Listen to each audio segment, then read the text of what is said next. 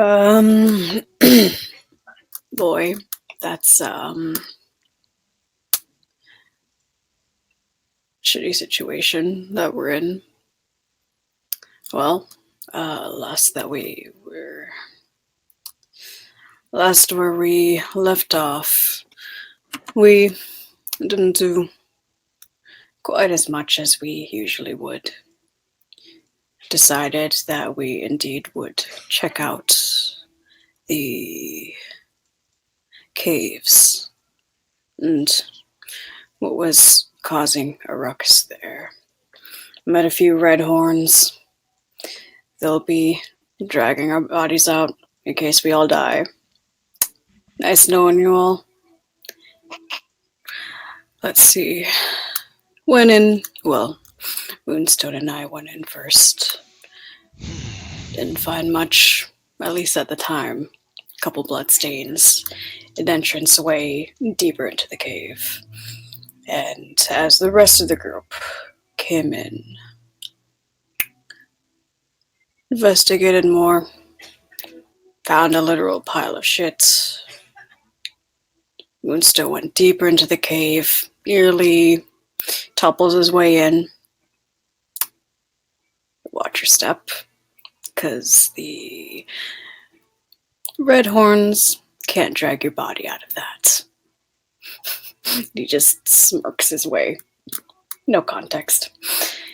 But, again, we walked into a bit of a shit show.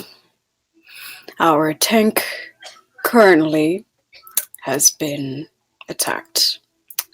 And sneak attacks are my thing, so there can only be one. They need to fuck off. And, yeah.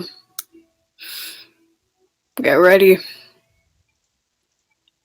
I don't feel like dying today, so the rest of you, please don't. And end of scene. Wah! Sure. So, venturing into the mines of Teleburg, you now sit within the foreclosed silver mine, watching as the multiple stalactites around the room start to almost move, slick, and almost worm their way from the ceiling. Their like almost the front of it opening into this horrid kind of bird-like maw with tentacles with almost a bladed tip kind of unfurling outwards as a nest of Grick have been activated. And for the sake of this, will everyone roll initiative? All right, Sickle's here. Oh, that's right, Sickle, yep. Love that lady. That lady is thick. Thick. I'm just Ooh. had Xavier down here because he wasn't.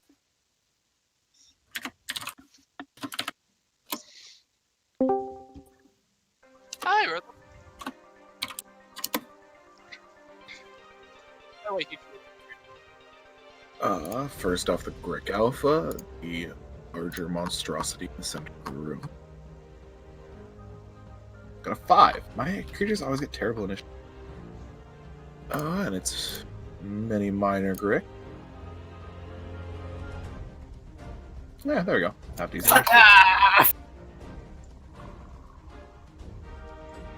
I need to roll for Sickle.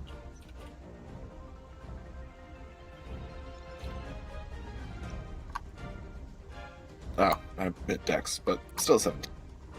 Question: if a Yes. monster ties with you on initiative, The one with the higher Yeah. dex generally goes first, Yeah. I which would be you. eat. You hope. Is that everyone? Okay. Gallo, what is your Dex mod? It is 4. I was pretty sure you beat the Gricks, but wanted to make sure. So you would, in fact, go first. All right. So I'm assuming these swirlies are the stalagmites. Yes. Those are the those are stalagmites. Yeah, and the creatures were the only thing resembling stalagmites. Okay, and I'm assuming because these gricks are from the ceiling, hiding behind them doesn't exactly hide. If you can find a spot where they all don't have line of sight, you can attempt to. Okay. Sorry, I've been at Dexter roll. Oh, okay. Thank you. Okay. You So can hide from some of them, but the ones that you don't kind of break line of sight with, you won't be able to hide from. if I were to hide in the cave area where Moonstone was checking out, just on the entrance of it, would that count as cover?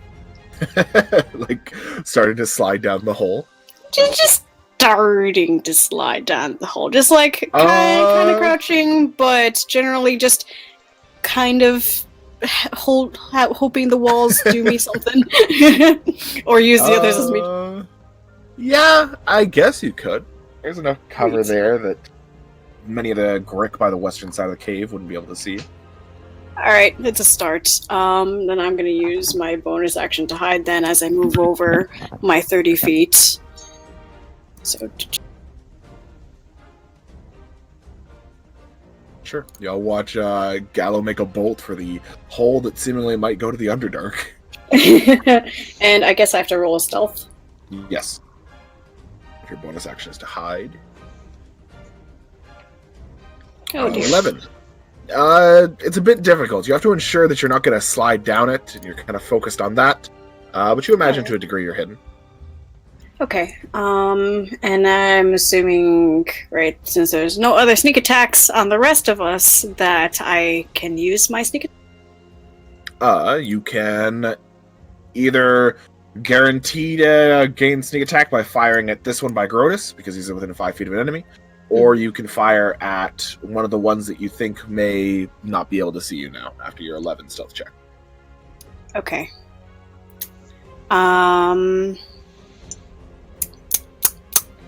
I will attack the one with Grotus. Sure thing.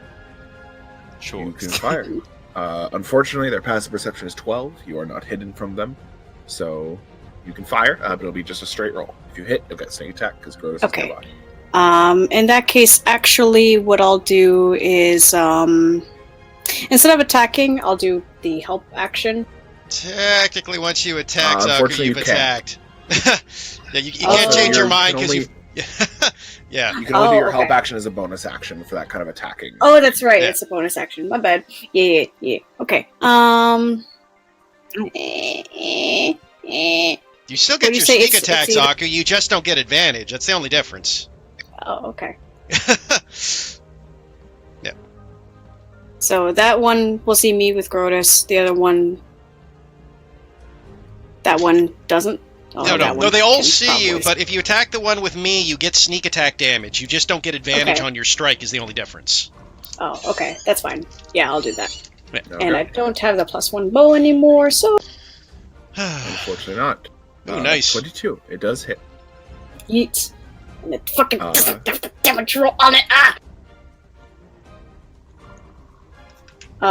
Wait, that's a 1d6 plus 5 Well, plus 3d6 plus 4. 3d6 plus 4. Because you don't have the +1 to your stealth, +1 to your attack anymore.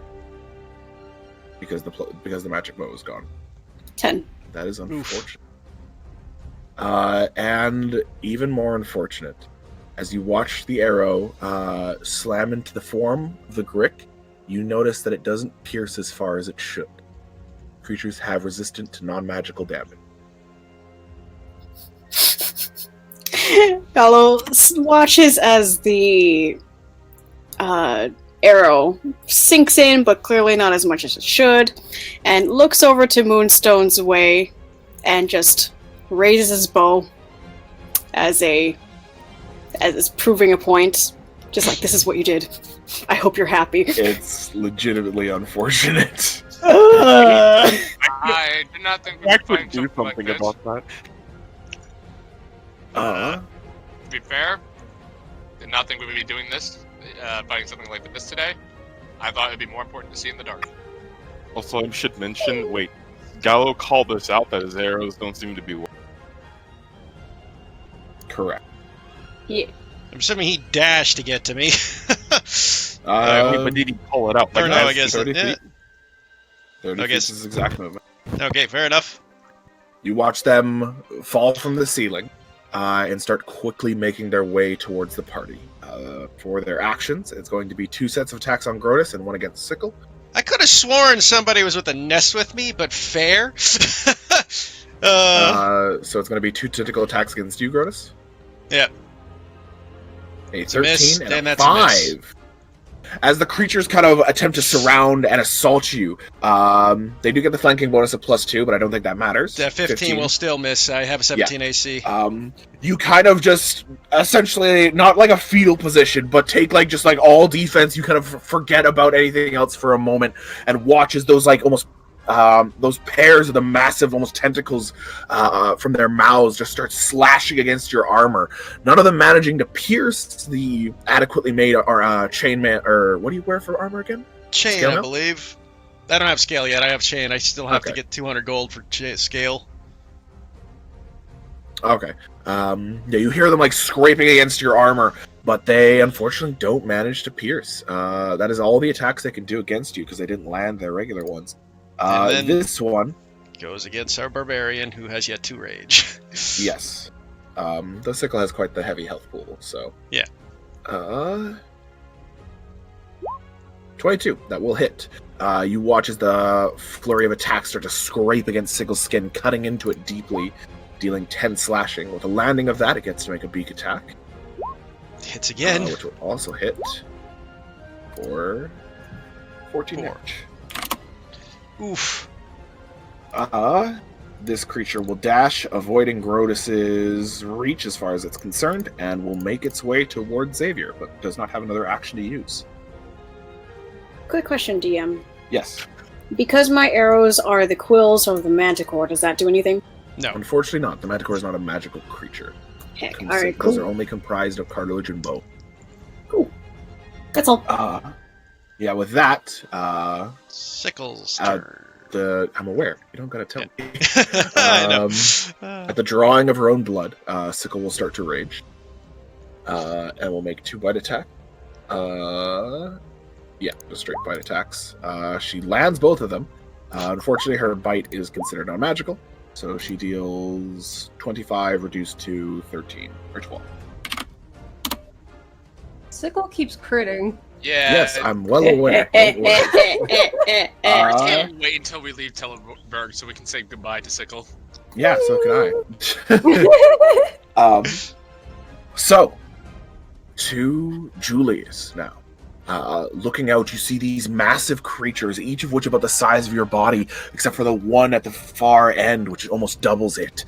They're all worm-like creatures, this horrid kind of bird beak that tears the flesh from it, and these strange, almost appendages leaving the face to sever and draw blood from the flesh. Each of them making this horrendous noise as they move closer towards all of you, a strange clicking common to their race. What would you like to do? Well, first he's gonna whimper, and then kind of every bone in his body telling him to try to run back the way they came, but that's not gonna work. So, looking at the 3 people in danger, he is going to go to closest one. So 5, 10, 15 right there. And with wobbly hands, grab for his sword and go for a little slash. Go Let's for it. see.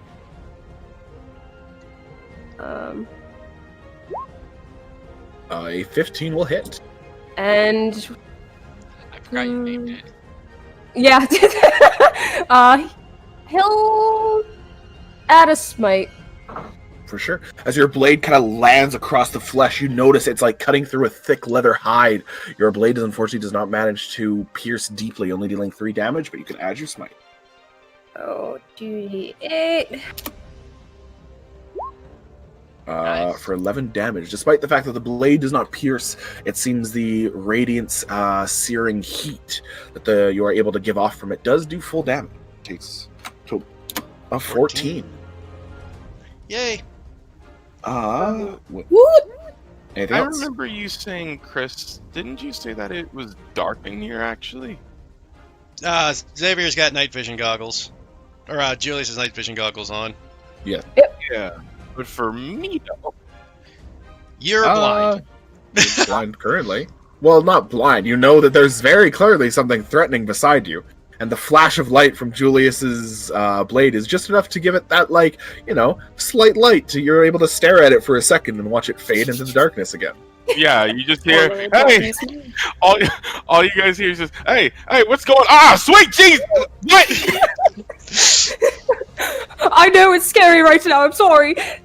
That's his turn. For sure. With that, we go to Xavier. Xavier, you hear it. You hear the almost writhing of its body, the twisting of its flesh. What would you like to do? 1 second.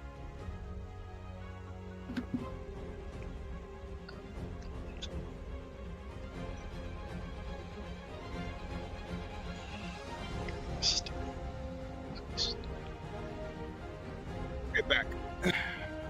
Let's see. So, I believe, because from what I understand, it has been out. Because like sure that it has been called out verbally from a party member that these things ain't doing as much damage as they should. Yep. Sure. I don't know. I hate to be that person, but technically he didn't say anything out loud. He looked at Moonstone and just kind of raised his bow. Which you wouldn't be able to see because you're blind. Yeah. That's what I I'd was say saying. I'd say the fact of that Julius was right beside him when he hit. You know, each creature can limitedly see to a degree in the dark. Even if he would have disadvantage, I'd say he would have noticed. Okay. Understood. Okay, well... yeah, with this current fucking situation, I don't like it. But,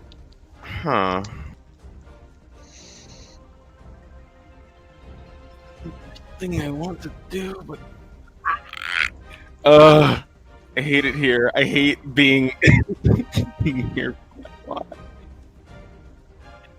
Whatever. Okay, so gonna see what is something that I can. This also is right. Shit. No, I can't. I can do as much as I wish, but otherwise, yeah, I'm gonna go ahead and Xavier, just kind of seeing the sudden appearance of a crick in front of him, he immediately turns around, bumps into Moonstone on his way, and continues to walk in whatever direction, maybe the other side, kind of reaching his hands out, feels Kasik's face, and he's just, I'm so sorry about that. What are you doing for your action? He's going to... Oh, yeah, I guess that is kind of a weird thing. He's going to use his action for a disengage. So okay, so the creature does not tear into your flesh. Got it. Yeah. And I suppose for the next thing... Oh, man, it would be real stupid to do this. Let's see if my boy knows any better. Oh, no.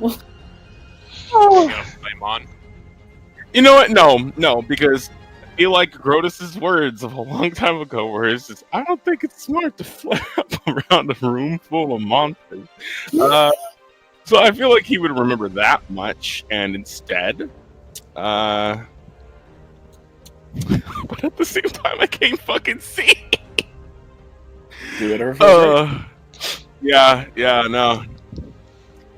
Just with that same red color in his eyes, he's going to begin to shine fucking brightly, surrounding the area around him in, I believe, that is 30 feet radius of bright light, and dim light for an additional 30. Sure thing. Gallo just scowls behind him because he's trying to hide in the dark behind this corner, and this bright-ass boy be right in front of him, blinding him. You. As the ignition starts, or sorry, was this is your ignition? Yeah, it has to be.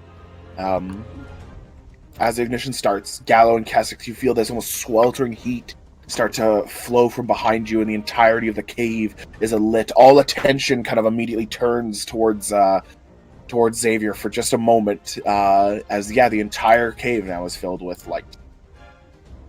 Whew, now I wish I didn't see anymore. Never mind. You see a creature about a smaller side of a manticore, moving its way now towards the party. I like how Manticore now becomes just a measuring unit. I was trying to think of what other large creatures he fought, but I forgot about Warg. Saying Warg would have been more correct. It's Fun big. Award? Yeah, we What? fought him in the Yeah. Goblin Camp. You're right, we did. That's literally with what. that, Grotus, assaulted on both sides. What do you Okay. do? First thing I will, Grotus will look over and see the party, and look over at the giant thing, do a quick calculation in his head, go, for the love of fucks, and activate his heal rune. So I'm now resistant Sure to thing. all physical damage Of course. for my bonus. For his action, he will look over at the giant creature, look over at the things surrounding him, decides that, fuck it, he will just take one step up and take Okay. the dodge action. Sure thing. So, basically, I'm making myself a target for you guys. Of course. With that, you go to Moonstone. Well, seeing as this is gonna be a thing that's gonna happen now, essentially what I'm gonna do is Moonstone pulls out a familiar-looking canister, gives it a shake and a tap, chucks it over by the big guy over here, and I'm trying to get the right tool. There you go. And we'll fairy fire this. Sure thing. As the canister flies, both creatures make dex saves. The regular Grick, 17. The Grick Alpha, a 4. Hey! It did something for once! Hooray! You watch as the canister explodes. The creature in its massive size has no chance of getting away. Attacks against this now have advantage for the rest of the time. What color do you want it to be? Purple? You know what? Let's say green. Sure. A fluorescent neon green enwraps the creature. It is even harder to look at. I have made it uglier. It's charisma. Yes, somehow. That was your actually action? lost a point of charisma. That is my action. Bonus action. Hold on. What I rolled a 6 for my experimental elixir. I need to figure out what that is again because I think that's the one where I can cast Alter Self on myself, but that doesn't really help me here. Yep. Nah, I think I'm good. Okay. With that, Kessex. 5 monstrosities make their way to prey upon you and your party. The sweltering heat starts behind you. What would you like to do? With Grotus, the whole cave's about to turn into a giant fucking flashbang between the fairy fire, the flare up, and me drawing. Oh, it's aggressively hard on the eyes. Yes. Yeah, it's bright as fuck Oh, in here dear. now. 'Cause Yeah, like, we just went from- this glowing sword with a 20-foot radius. We just went from like nothing to all the light. It's like walking into your house when it's been snowy out. I just hope to God things aren't coming up from underneath that cave. Yeah, and then Oh I will, yeah. Someone. Well, next time. and I will hit this one as I run by. Hold on, I'm on the page. Oh yeah, you're just going to the one by him? Sure thing, go for it. Yeah, and then I'm gonna move up towards or near Grotus. But A 14 will match. That cool. hits. Nice. I don't believe your right makes your weapon magical. You just deal that bit of extra damage, correct? The extra damage is magical. Yeah, of course. Yeah, so it's just the oh fuck, sorry. That's good. Now you missed. See? Yeah, that's a shame. You deal 4. And then you're right. That Grick is not looking. Hey! Hey! Hey! Your Uh, right between damage the- turned around. Yeah. Between the radiant damage put out by the two of you, the Grick is looking much less unhealthy now. Anything else?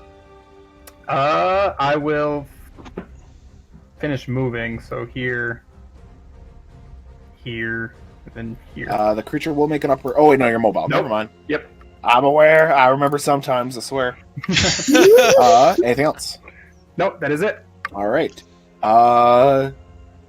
Grotus, you managed to avoid the one thing I was thinking might kill someone, which was you not having resistance before this thing went.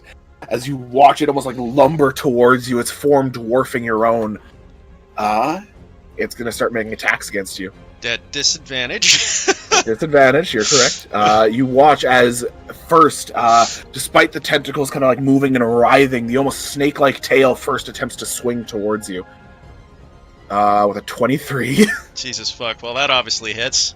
Yep. You feel an impact into your side. Oh, So 10 5 damage. 5 damage total. 5 damage. You manage to stand your ground with it, and that one moment where it catches you with its tail, the tentacles start moving towards you. 19. That hits. You feel them start to drag across the flesh, slashing it while you are resistant. The numerous claws start to pull from the flesh, and because it landed, it gets to make a beak attack. Jesus, I'm sorry, fuck. dude. Oh no. This was 11 reduced to 5. No.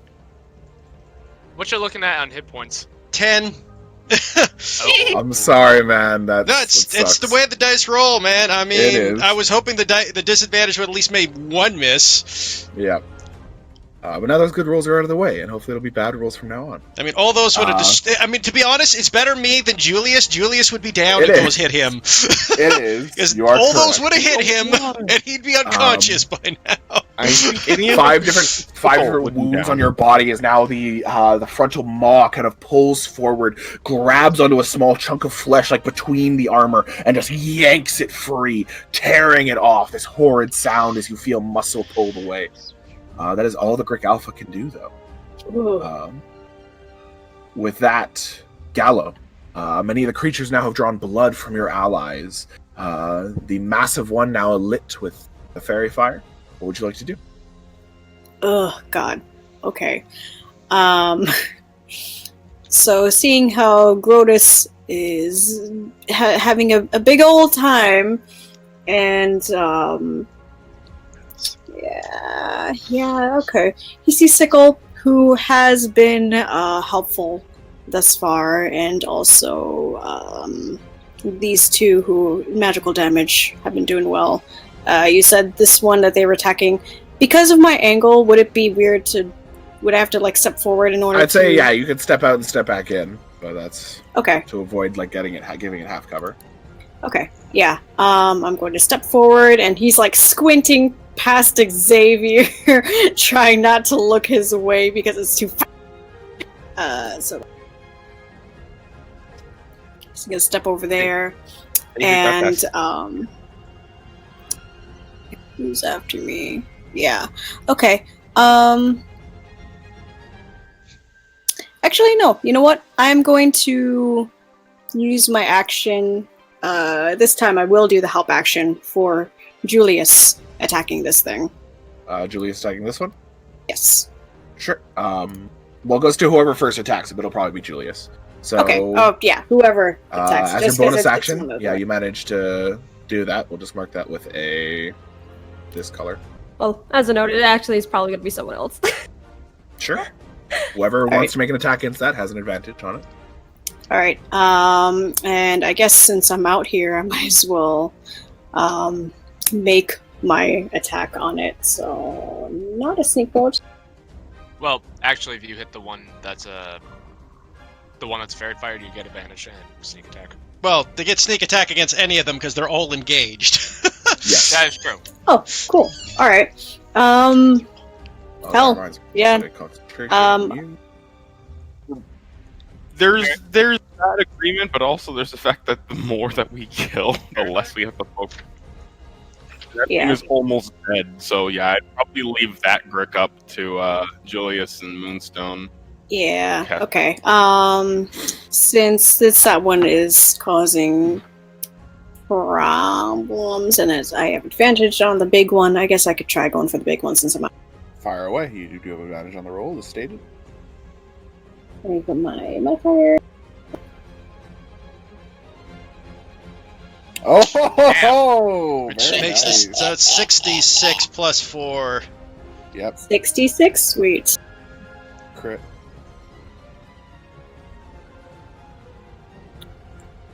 Shit, Very son. nice. Unfortunately, it is resistant to the damage, but still a very nice hit. He'll just, for the sake of flavor and the crit, he's going to aim right for as the beak, the very big scary maw opens up again. He shoots a bow, shoots an arrow straight for the inside of its mouth, Fair hoping enough. to, maybe try to aim for its uvula if it has one. You couldn't tell. Monster anatomy is new to you. It's new to me, but give it a shot, and then he's gonna move back. What's the intelligence on these creatures? Very low. Okay. With that, they're going to numerous different prey, each of them attempting to kill for the sake of simple hunger. Grotus, if you want to make an opportunity attack, you can, as this one's going to go for Kessex. Yeah, it's not like I have any other. Stepped away from him. I specifically don't have anything else I'll do, so I'll take my warhammer swing at his head. Go for it. Nice. You I swing, don't have connecting giant with it. might, so it's only 9. Nope, only 9, reduced to 4. The shot hits its blubber-like flesh, but unfortunately does about as much as you'd expect. With this, let's start splitting damage. Each of the creatures makes a tentacle attack against you. If it lands the tentacle attack, it gets to make a beak attack. So first against Grotus. Still at disadvantage. 15. Misses. Misses. While being assaulted by one of them, you do manage to kind of avoid the one behind you. Going to Kessex. 22. You feel the creature's bladed tentacles start to slash against you. The beak lunges out. 6. You manage to parry it, however. To Julius. 23. But why? Because the appendages are much more dexterous than they appear, managing to pierce through gaps in the armor, dealing 11 damage. But the beak slides off the chainmail. You feel it kind of like the beak kind of like gets between some of the chains and pulls that off instead of flesh. So hooray! Against Sickle, misses. With that, we go to Sickle. Sickle will. I start laugh at the frenzy. idea that they miss the people with resistance. Yeah, right. Sickle will go into a frenzy. All landing all 3. 9, 8, 12, 29, reduced to 14. The one fighting Gristle is now barely standing. Or Sickle. I said Gristle, which is a What the different fuck is character. Gristle? Gristle's a different character. Gristle is I read a hobgoblin character named Grail who rides a warg named Gristle. I like the name Gristle for a ward. It's a good name. Yeah. Good job, Chris. With Top that, points. Julius.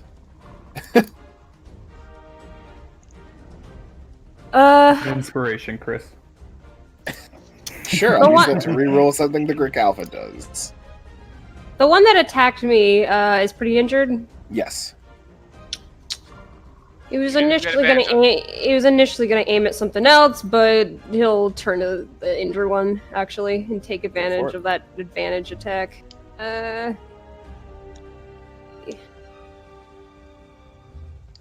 It's one moment of distraction. You do manage to land the shot. It is still standing after that hit, however.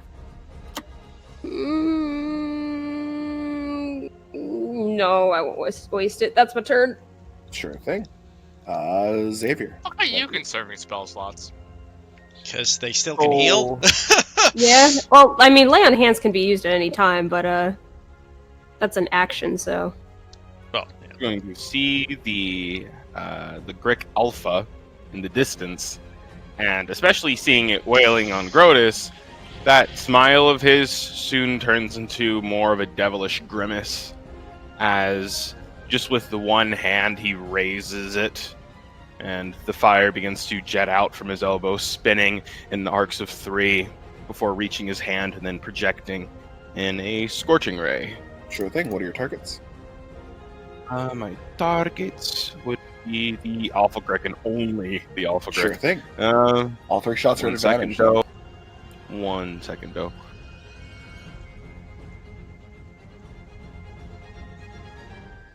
Use that fire Tommy gun there, Judah. It's a good thing that I was given an advantage because this creature's got a high Forgot. AC. Of course it does. It's the alpha. It's got I know. to be able to last. Nice. 23 So hits remember that's 9 instead because of the because previous. Of your, because of your mantle. One of the shots impacts into it. The second shot, unfortunately, will miss. Oof. Third shot, unfortunately, will miss. I'm sorry, man. Nah, it happens. It happens. It does. It's just it sucks when it happens to you. But I will say though, he will. This is so stupid, but I have to do it. You know how my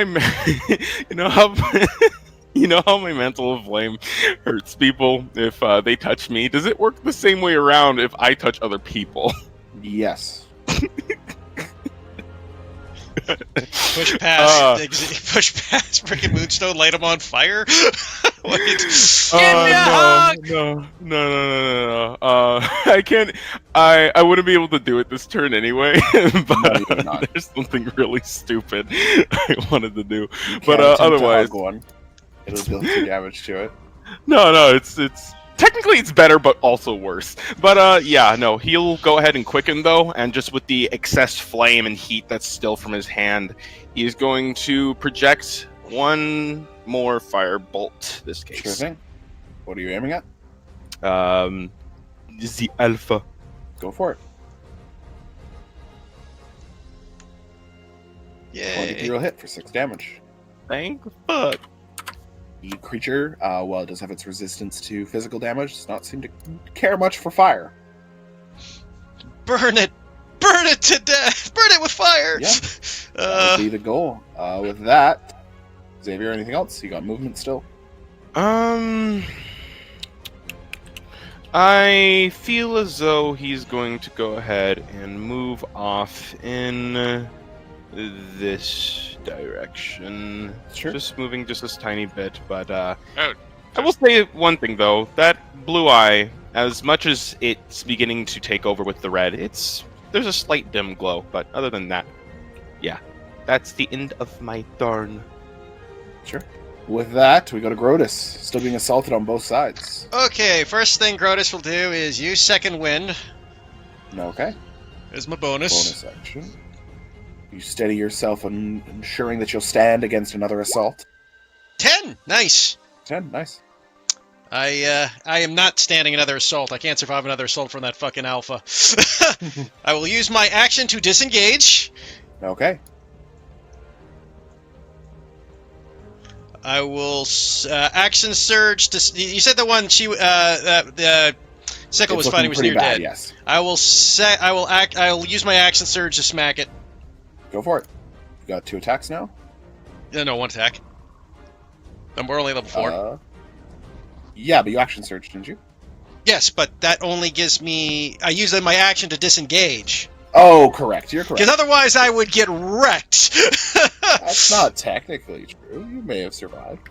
Go for I it. probably would have, honestly, but it's not worth the risk. Go for it. You have a +2 to hit. Fuck me. An 8 for Then I'll- 10, unfortunately not. Yeah, then I'll move there. Moonstone. 2 of the Grick look much close to death. The Alpha does not. Seems to only be growing angrier. Can I pass off my flask to Julius as a bonus action? Just say, drink this. I'll say yeah. Handing off an item I will say is a free action. Alright, I'll just say, bat some claws as I hand this to you. Wait, what? And he'll take it. What's it do? Essentially Drink it's it gonna... and find out. Yeah, drink it and find out. Okay. Not something you do, ever. Look, it's a trusted friend. When a trusted friend hands you a mystery beverage. Slurp, slurp. I will then cast Ray of Frost onto this. Oh, I got you. Thank you. Onto that guy, the guy next to Julius. Fire. Hold on. Looking for that sweet 14.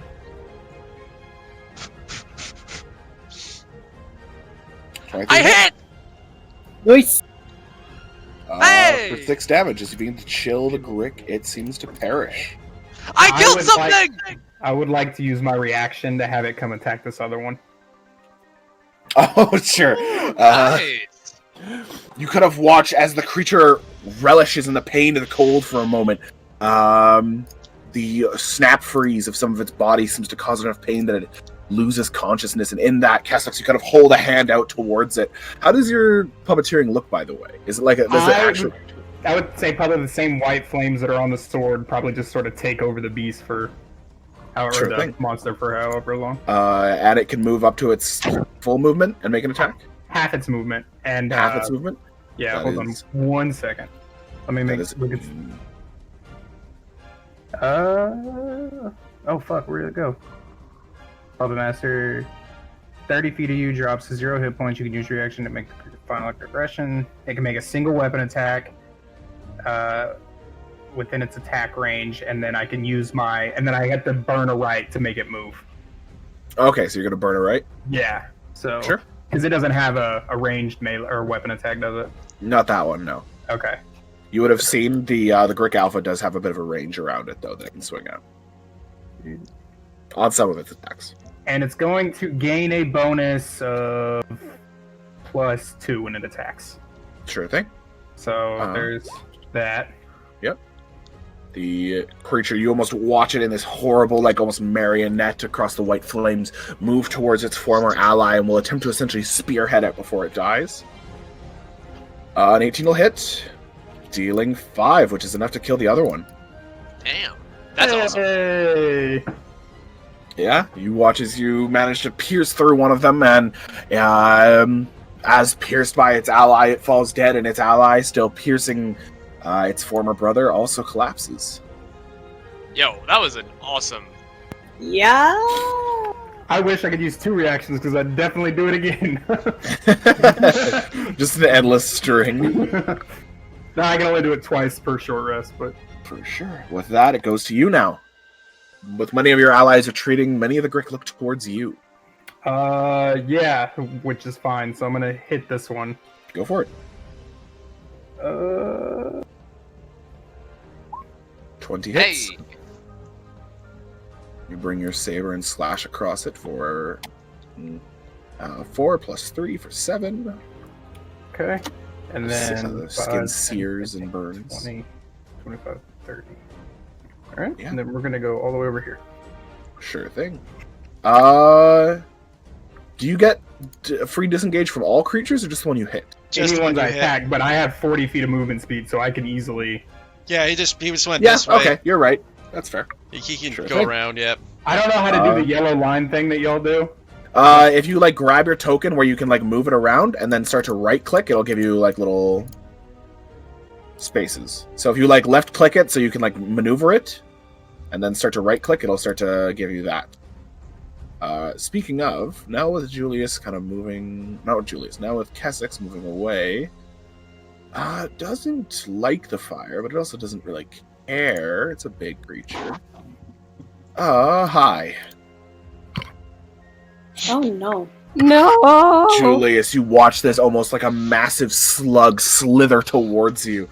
The appendages start to like almost flourish out and start to swing towards you. It's going to make its tentacle attack against Julius. It's not nice. Oh, God. No! Julius is down. Oh! Anyone want to burn an inspiration for it? I have inspiration. It's up to you. I'll use it.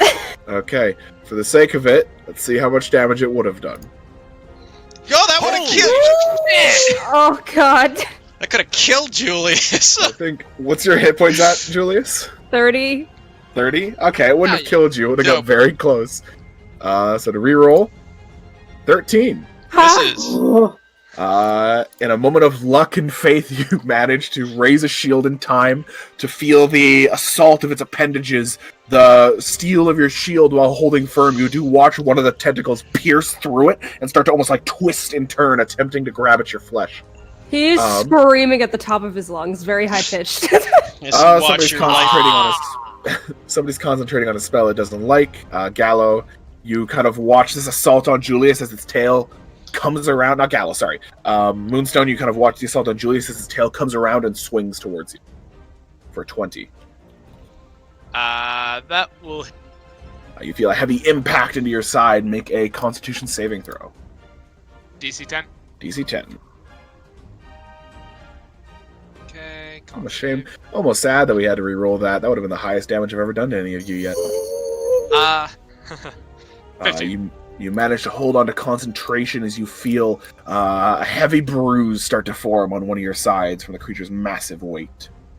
It didn't land its tentacles, so it doesn't get to use its beak attack.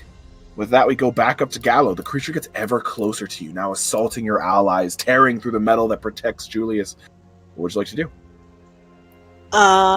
First of all, remembering the warg back at the camp, big and scary, coming closer, he just, oh, fuck no. So, quick question. If I were to try to squeeze my way around this stalagmite, Like would I into be able- here? Yeah, just kind of like, I guess, sort of next to Grotus, somewhere in here. I mean, if How you would went my movement around look that like? way, you could. If you went around like this way, it'd be fine. Okay. So, kind of. Well, how's my cover looking from this cave? It's all right. It's not It's the all best, right. not the worst. You haven't really broken sight with the Grick Alpha, but I'll say if you tried to hide here, you'd still get a chance to hide. Okay. Because if I fall any further in, yeah. Okay, yeah. So he is going to, make his way over there. Just kind of passing by Grotus, looks at his arm that's just, or whatever this has been torn off Most of of his him, body, and just, yeah, he just gives a small grimace at it. And he's going to use his bonus action to hide. And we'll, let me do that. Because I'm assuming my sneak attack would no longer work if I'm, like, running literally past this thing. So Again, which one are you firing at? yeah. Yeah, the big guy. Yes, you would still get sneak attack. Your sneak Yeah, attack 'cause- triggers if an ally is within 5 feet, or you have advantage. Oh, okay. And both conditions are met. Both conditions are met. You only need Alright. one. Alright, so I'm going to do my stealth. Which is 26, so aim hidden. And I will do a sneak attack on that big boy. Go for it. Fire away. You have advantage. Oh dear. Fwang! It hurts me Misses. because if you shot first. It does hit. Unfortunately, the shot flies wide. I believe it's a skulker. You are not revealed. Yep. But unfortunately, in hopes of not piercing Julius, you kind of fire your arrow and it just like scratches off the skin. Like you don't even think it pierced. Alright, he just. Um, And we'll crouch until then. And just. He will look up at Grotus just for a second. And just makes eye contact with him in a sort of, how you doing? Bloodied? Yeah, but I mean, like, communicating with you with his eyes, essentially. Just Oh, how yeah, you- he would just go back and nod at you. Alright, I just had to retreat for one more round. Fair. Kessex, you have earned the ire of one of the Gricks as it continues to hunt you down. This is not nice. And one of them is going to go for Julius. So against Why? Kessex first, because the Alpha is going for you. You listen to the Alpha. Ugh. Kessex, 10. I don't believe that hits. You manage to, with expert swordsmanship, you manage to parry away its multiple appendages to Julius. 17. Miss. With massive cowardice, you manage to hide behind your shield and not get hit. He's just Look- kneeling with it over him like a turtle shell. Hey, sword and shield. Heck yeah. That is all the Grit can do. Sickle will be helping out Julius, going with... Well, now technically it would activate the Frenzied Rage and start biting the shit out of it. Nom nom nom. Bless you. I should have killed her. She's doing she's basically the one-man band. We don't need a party, we just need Sickle. Well, she's a very strong character. I want to give her for a reward for managing to talk your way out of the goblin thing and actually get her to fight with you. But now it's kind of, I'm regretting it. All we need is 20, a distraction. 30, 15. Yeah, she is tearing through it. You feel the assault on you stop, Julius, as you watch Sickle just biting and clawing the shit out of it in a horrid Battle of the Beasts kind of style. She does care. Her eyes are alight with bloodlust.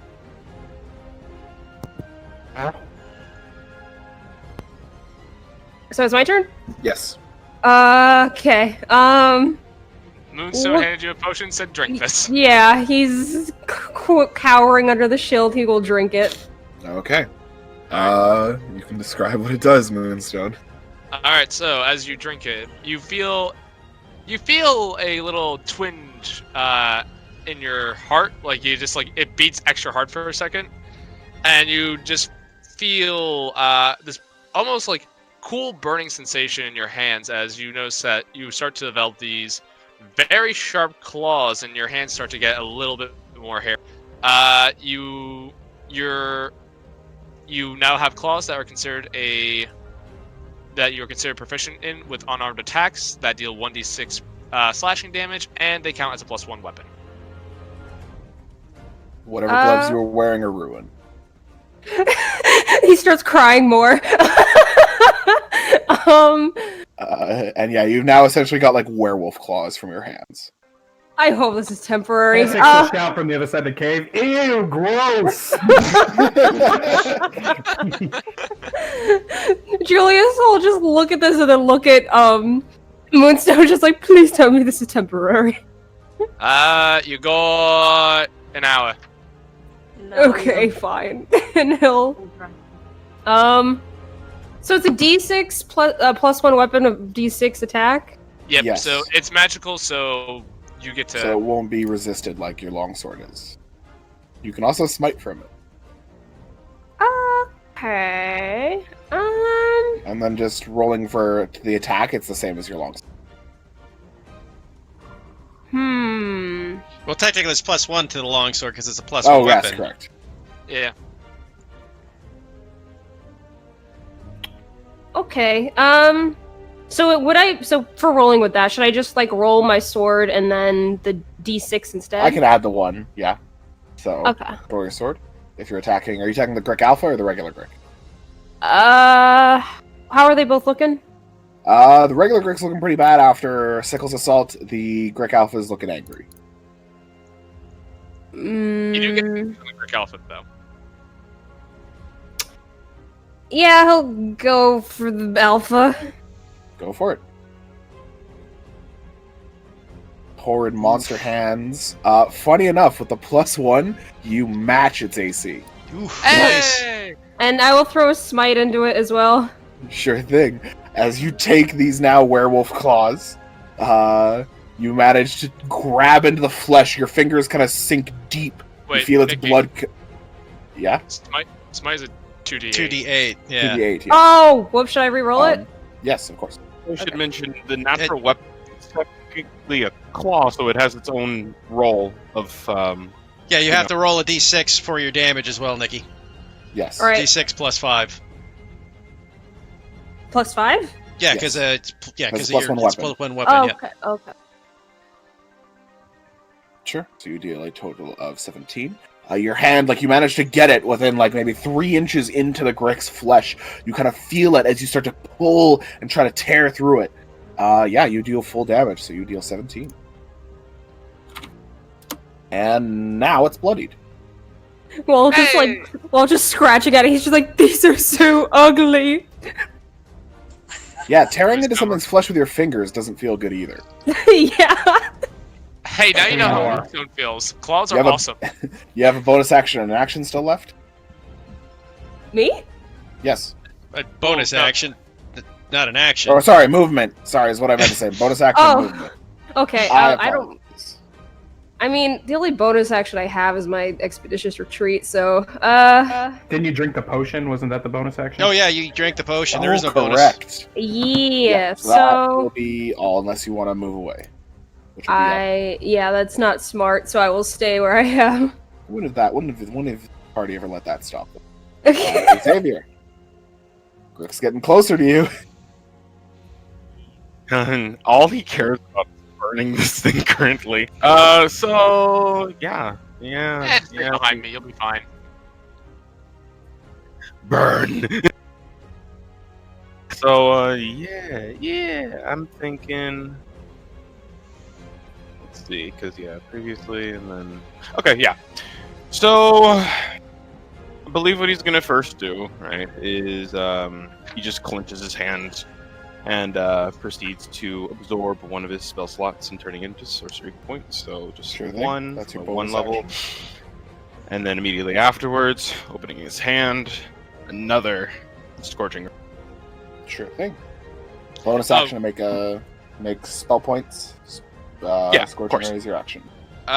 Nikki. Yeah, the effect lasts 10 minutes, not an hour. Okay. Fire away. 23 hits for 6. 8. 8, correct. Thank you for reminding me. Fuck! Misses. What is my luck? Yes! That's a nat 20, man. That's advantage. Oh! 14. 2d6 plus 14. Well, yeah. Yep, 14. It's looking a lot worse after that one shot that manages to penetrate right to the maw and seemingly just cause this smoke to start to filter from its beaked mouth. And yeah. Okay, then in that case, he's going to move right here. I do not believe I can do else except for sit pretty and be bright. Where were you before? So- You were here? Yeah. Yeah. Okay, cool. Me sweating. Yeah, no, you're out of range still. Ah! Fear. With that, Grotus. So, quick question for you, Chris. If I move here, would this get in the way of my my enlarge? Technically, yeah. Would be a bit odd because you're trying to share a it's a 10 by 15 space for two creatures that are 10 by 10, right? No, that's why I'm asking, right? Because it would put you into squeezing. Would be the issue. It would put both you and the Grick Alpha into squeezing. Well, no, I wouldn't grow into the Grick space. I mean, like I'd grow basically this square, right? Yeah, but you can't occupy that square. Well, that's why I was asking. Would that prevent it? That's why I was asking that. Well, yeah, and so I was saying you'd share this space here where you'd both be squeezing against each other. Okay, so but I would have to share a spot if I did that, which I'm assuming would impose disadvantage on both. Well, I don't know how on both of you, yeah. Until one of you gets out of the way. Yeah. But if I move here, then I wouldn't. No, there you're fine. I'll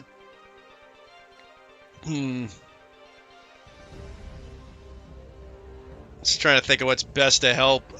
One side, that thing is going to start wrecking if it gets its attacks off here coming up. Or I can enlarge. The old grab and drag. Yeah, I don't have enough movement to drag him. I was thinking that, but I don't have the movement to drag him.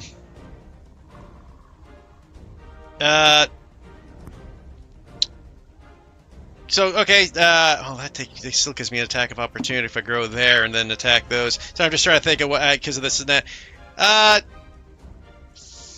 You know what? I will go there to pose disadvantage because I'm flat because it's fucking lit up like a Christmas tree.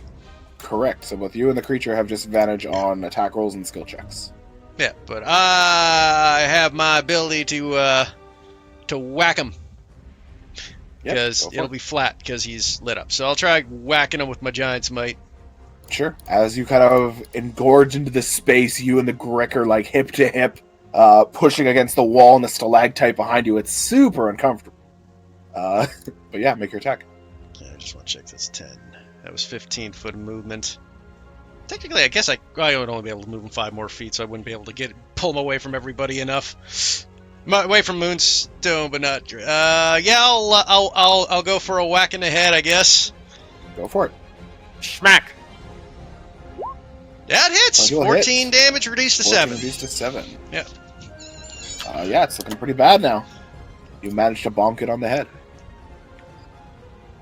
There's a comedic sound effect and everything. Moonstone just pulls out a little device that just goes bonk. Anything else? That was bonus action, and movement, so yeah, I'm done. Sure thing. Moonstone. Alright, how badly does this alpha look? It's definitely getting there now after the recent assault from the fire. It's definitely going there. Alright. I will use my action to I will pull out this strange looking device that just has, it's basically just this large cylinder attached to a sort of like board that has a trigger on it at the bottom. And Moonstone just very frantically looks around, finds a rock, dumps it into the larger cylinder at the top, and he will cast Catapult, aka Super Yeet. Well, now it's not going to work because I just dislike the name. You improved earlier. It does get to make a dex save. All right. Let me just check something real quick.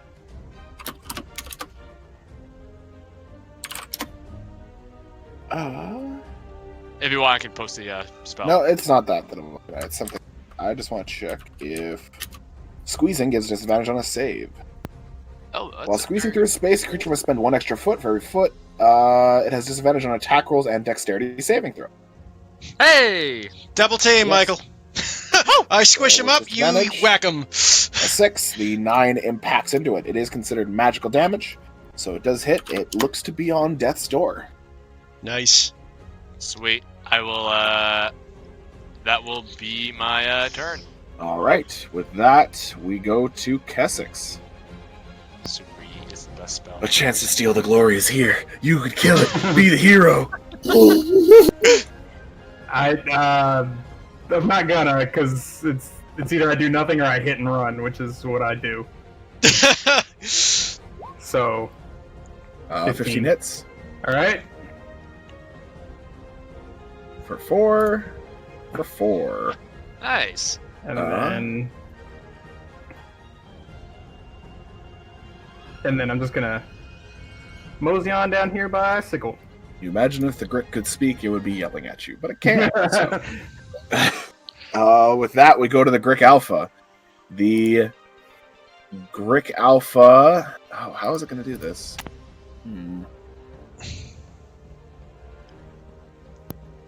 It empties its bowels so that it can squeeze past Grotus, and then... Oh, gross. Yeah, it's going to have to. It's going to... No. No, you're fine. Grotus is actually kind of saving you here, because it's going to move here. You got an attack of opportunity against it. Yep. So you might be able to kill it here, Julius. You might, if you hit. Yay! This was You the advantage plan. on I it. was hoping Gotta it was... Hit it with your claws. Scratchy scratch. Gotta hit an 18 with advantage. With advantage. Nice! How do you want to do this? Oh! Hey! Okay, so seeing this creature making a run for it and just like still kind Oh, of wait, grossed out by I hate to cut you off. You gotta roll a d6 because you're rolling a d8 still, Nikki. Oh yeah. It has 2 hit points. Oh, okay. Oh. Okay. Still really grossed out by his little claw hands. Julius will reach out to sink the claws into one of its tentacles as it goes to kind of run away. Pull it towards him, sink his foot into the body, and rip it off. Sure. I'll say with the added properties of the alter self, you are able to do so by severing parts of the flesh before pulling with what might you can.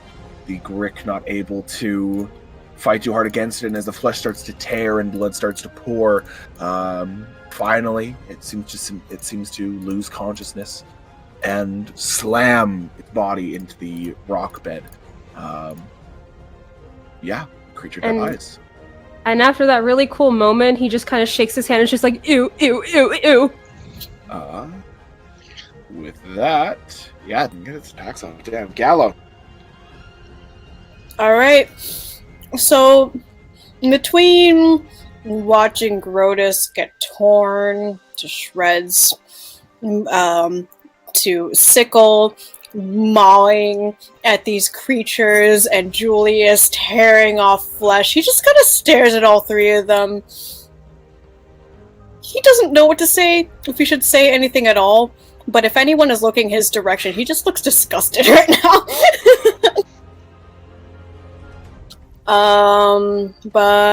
Yeah. So we got two more here. How are both of these?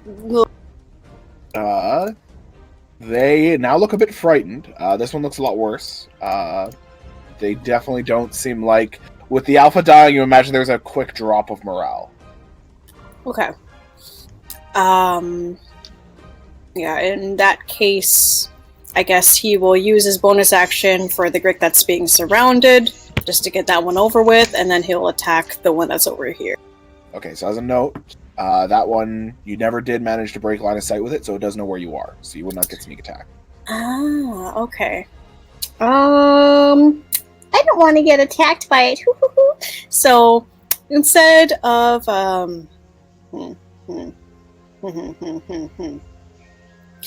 yeah, you know, no. Instead of, if I moved over back to like next to Xavier, it would still see me, but would this count as cover in a way? Be able to use a bonus action to hide there in an attempt to, but that you wouldn't be able to do that.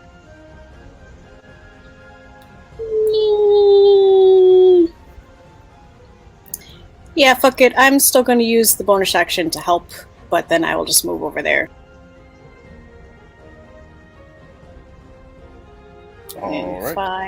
5. Yeah, so he just continues to squish behind people. Like it's kind of like when someone essentially swims through a crowd. He's just kind of slickly moving past people, weaving about, and he will be a distraction for the one that's in the middle of all these guys. Okay. And so you're granting advantage to anyone attacking this one? Yep. And Okay. then I guess my action will attack that one as well. Sure. You'll attack the one you marked. Go for it. Yep. You get sneak attack if you hit. Yeet. 17 hits. Yeet. Full damage. I don't know why the damage is not doing its thing. We'll just click so- sneak bow. Like right there. You just gotta click there. Oh, cool. Click the word sneak bow and it'll roll your damage for you. But don't use that roll because of course I rolled that. Ta-da. Also, you have doubles, by the way. Like, that second 7 Doubles? is a sneak attack. Yeah, that second 7 is a sneak attack, and also you've got sneak up here. Like, you don't need them in both spots. I don't know how that works. Explain it to Okay. me later. But unless that Um, needs to be fixed now. No, it doesn't. Call high or low. Actually, I think if we do 14... Yeah, call high or low. Low? It is high. We won't use the higher sneak attack, because they roll both at the same time.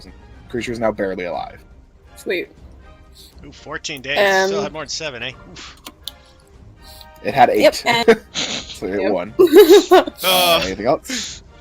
Okay, yep, he will look at the rest and just nod at it.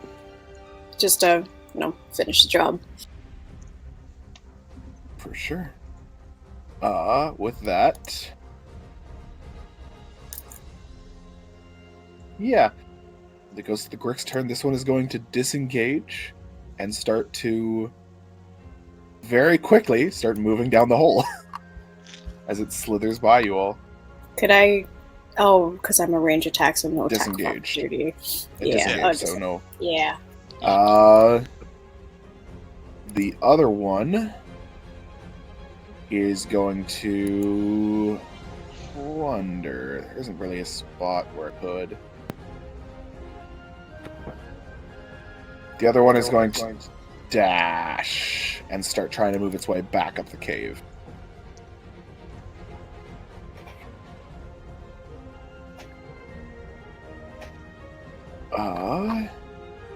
With that, there's Sickle. Sickle go after the hole, or did she go after the one that ran?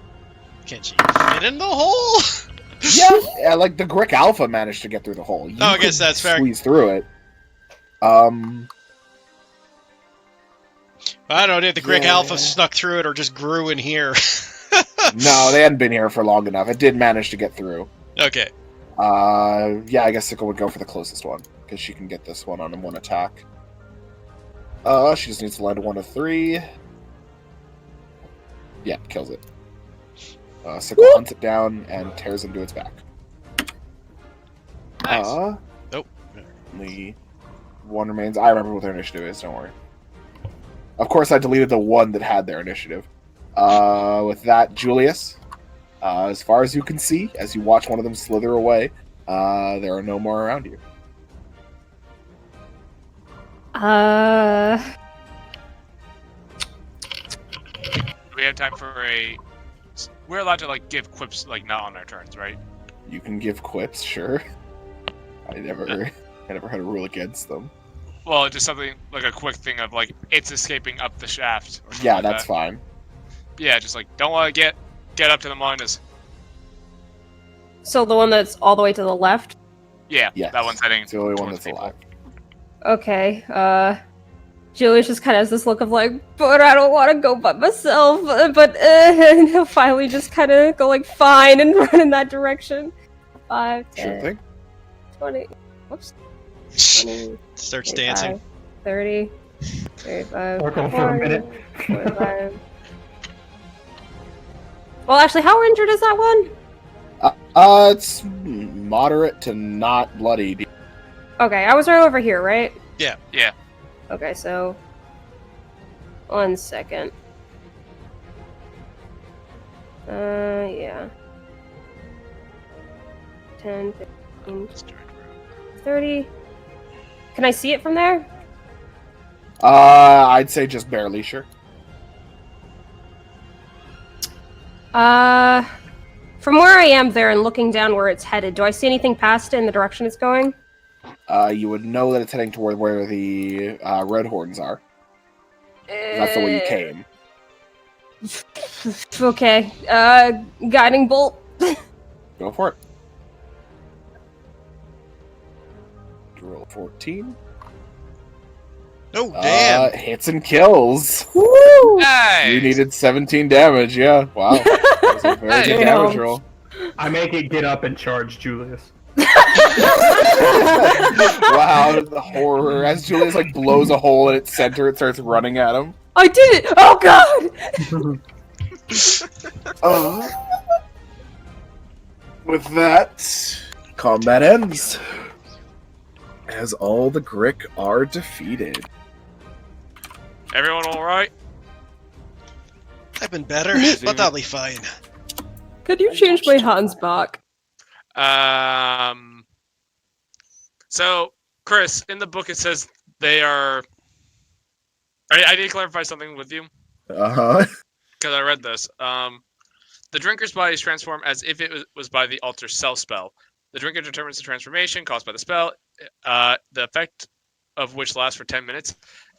Does that technically mean it's concentration, or is that just the effect? Like, it's just under it for 10 minutes? It is only as if they cast it. They aren't actually casting it, so it is not concentration. I will leave it up to you if it is something he can edit by force of will. Can I'll just be like, yeah, I can get rid of that. And I'll just, like, pull out, like, a little syringe and just say, alright, stand still. Oh no! I'm fine. I will, these aren't too bad. Well, and to clarify, it's the drinker who cast it. You wouldn't, like, you could tell him that, like, he might, I'll leave it up to you if it's something you want him to be able to get off or not, but it would be something he would have to do. Okay. So, mate, you got that on you for a little while. You asshole! Let it stay.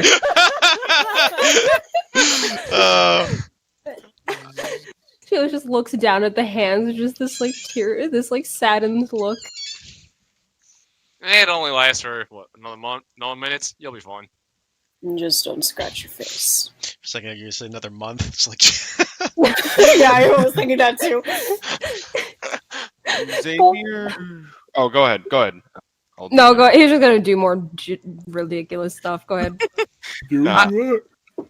Xavier, in his heated state, kind of, while with the same smile, almost looking for more things to burn with this almost crazed look in his eye, kind of slowly walks over towards Scrotus before kind of looking over at him, and the smile drops just a tiny bit before the flames altogether kind of leave.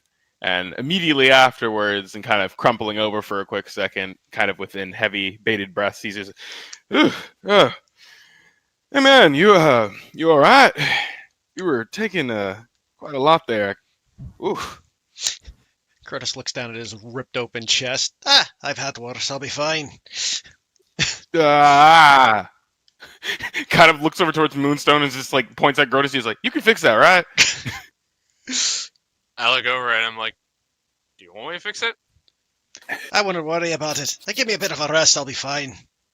Well, I can see the sinew of. You know what? I'll take your word for it. But yeah. Well, if you want sure, to give me a alright. hand here, Xavier, he's going to have call you over. You could do that little thing with your fire, right?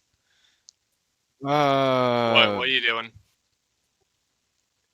I ain't too sure if I'm. You can You cauterize it. I mean, I can, but I mean, that seems a bit much. This is Grotus. This is generally how he treats wounds.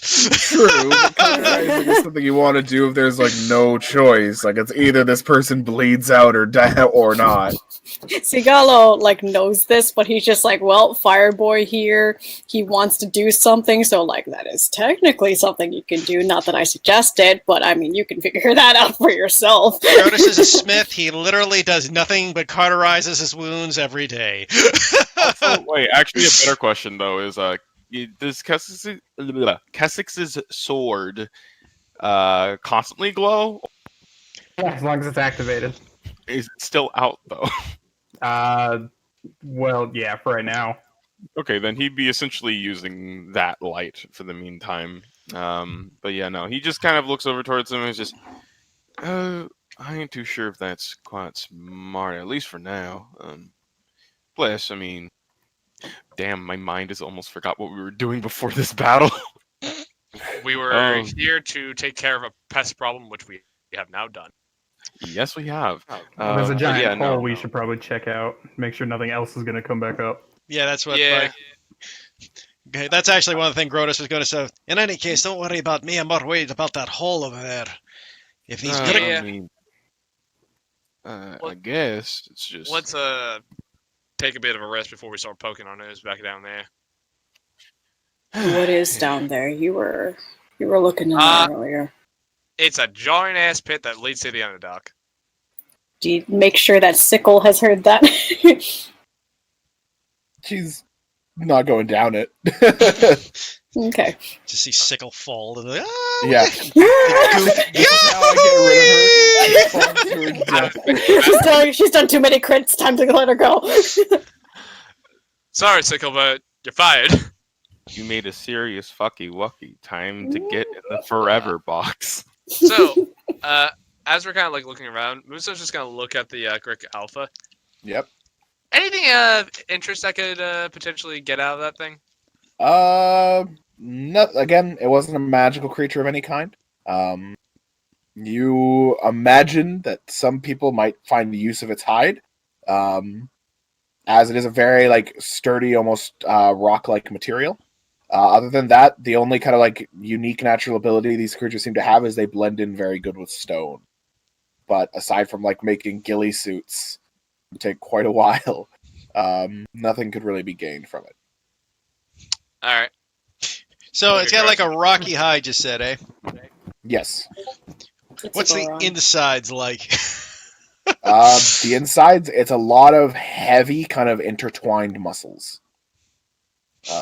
The creature seems to, simply by kind of like constricting across it, almost kind of like a snake, is able to move up sheer structures. It's all heavy muscles. For shits and giggles, Grotus will take out his knife and cut out the tongue. Sure.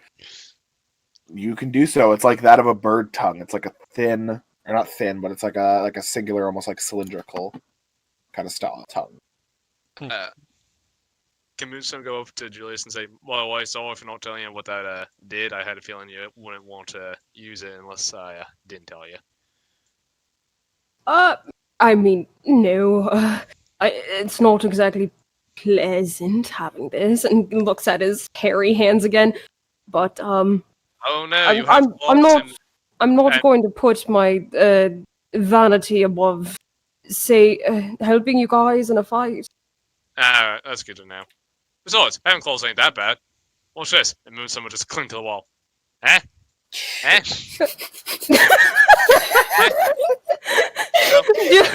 Julius gives a very curious look and then kind of walks over. Can he try? You can certainly try. Unfortunately, Can he try to climb the wall with the claws? Roll an athletics check. Oh, yay! Meanwhile, Gala's watching just, oh no, there are 2 giant spiders on the wall. Goes to, like... With a 17, you do, for the most part, kind of manage to, like, essentially cling to it, using your new claws to manage to gather some kind of grip. It is intensely tiring as you're essentially bouldering, where Moonstone has a much easier time, but yeah, for the moment you can. Julius just kind of hangs there, just like, oh, this is actually kind of fun. See? Claws are great. And Moonstone will hop off the wall. How do you get them out? And he's just like yanking on his hands that are stuck in the wall. Here. Moonstone will just kind of like put his arm around his across Julius's waist and just kind of like just yank him off. Just Can there he you go. try to help? Pops the claws free. It's just like, oh dear. How do you deal with getting all the dirt underneath? With this, and I just pull out a little box that just like this springs open to this little hand bath. It's like a little bath, but for your hands. I'm basically just casting prestidigitation on Julius's hands at this point. Okay. A manicure. You gotta take care of your claws. They're a very important asset. Wait a second. Cassius, what are you doing with that whetstone? Oh, it's not me. The laundry. The body is finished cooking. I guess from behind Grotus, I would have like pulled it back, wiped it real quick in Grotus's blood, and put it in my pocket. What? Oh my god. It's thick, I must get its energy. There's value in blood. Grotus looks up. What the hell are you doing, lad? Look, I don't question how you turn 20 feet tall. You don't question how I do what I do. Fair enough. He kind of scratched. Julius just calls out to the two. She's like, it's a compliment. Fair enough. Looks down at the bloody.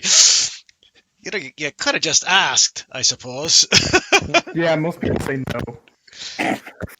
Grotus kind of shrugs. I really don't care. It's just a little weird for you to come up behind me and start rubbing your stones against my back. At that, Moonstone just goes, ha! That's noted. I will ask anytime I decide to take any of y'all's blood. Fair enough. Wait, Yeah. out of curiosity, you haven't done that when people were asleep, have you? Do you bleed in your sleep? I mean, did you cut us? The only think we thing I would had to say tell that. you is this. You would probably have felt it. Julius looks over towards Xavier at that in the back of him. Mr. doesn't wake at anything. Look, and Hell, on a You different think I note, wouldn't wait for a damn sword? I'm a heavy sleeper. Fucking, I don't know what the word is, but yeah. You're a pretty deep sleeper. I could see you getting cut and not noticing. By the way, Chris, just for clarification of game's sake, Oh, are we really? taking a I short know. rest while this is happening? You all can if you like. Yeah. Ah, thank God. Yeah, I was about to say, let's take a short rest, guys. Grotus needs it. Julie just gives Xavier an apologetic look, clearly not meaning any insult bias. He's just like, to be fair, I've had to drag you back into your tent many times and you never noticed. Yeah, I suppose. Nice. He just looks particularly Nice. drab because full of, HP. Nice. he looks particularly drab because of his mantle of flame already. His skin's a little redder than per se the usual. All right. Well, why do you do that if it hurts? Oh, because it works, I guess. Why do you grin through it? Huh? Yeah. You're very quiet. Because it works. Okay. You grin because it works. I do. As soon as you start flaming up, you make a face. Just wondering if you were aware.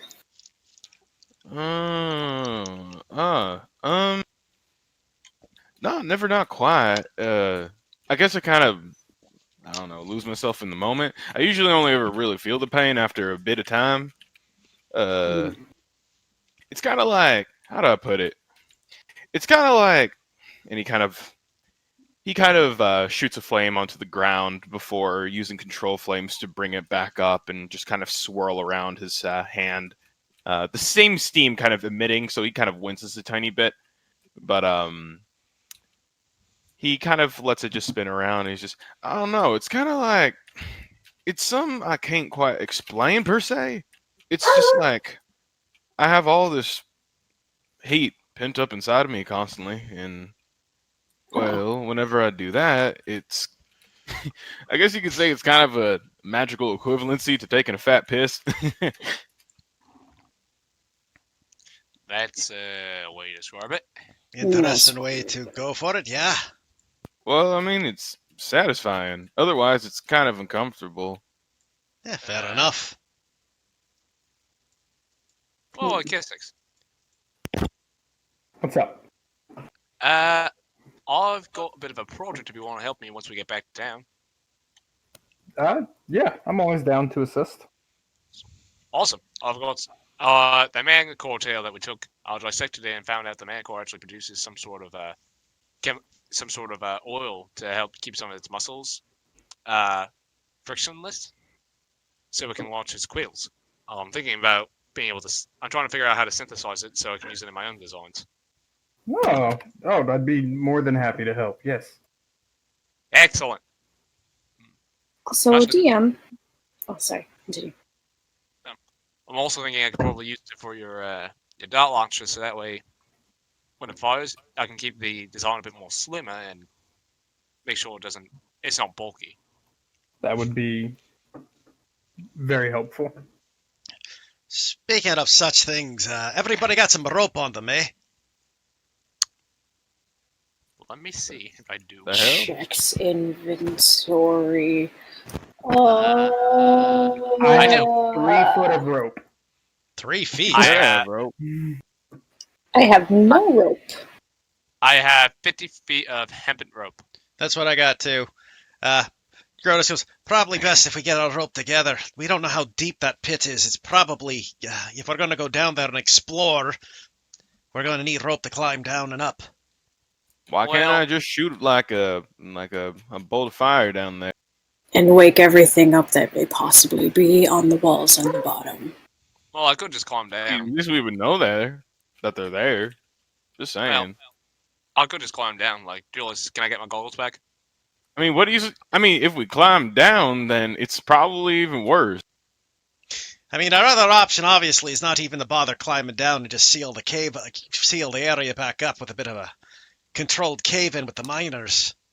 I'm There's just no saying. fun in that. Would you rather see a flood coming or jump right in the ocean? I mean, I'm kind of curious what's down there. Well, I will be sitting here with my flames. for fun's sake, would Grotus know anything about the Underdark due to his dad's history, or?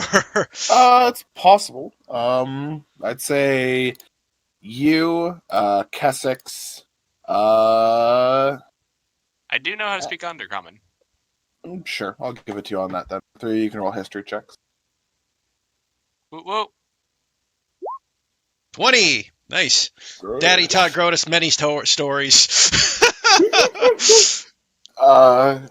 Kessex, from your personal training, while you've never delved into its depths, you know the Underdark is host to all manner of horrors that fear sunlight. Moonstone, you know about the same as well. It's often described as a very unhospitable place to creatures at the surface. Bless you. You have just as much chance of starving or dying of dehydration as you do getting mauled by the monstrosities that live beneath there. Grotus, you do know a bit more. You know that many people consider dwarves to an extent to be an Underdark race due to the fact that their buildings often descend far below the crusts of the earth. You would know it is the ever-spanning chasms and channels that cover the entirety of the world, all of which connecting through tunnels and caves. Many a creature call it home. Dwarves, Durgar, Drow, many other monstrosities lay within it.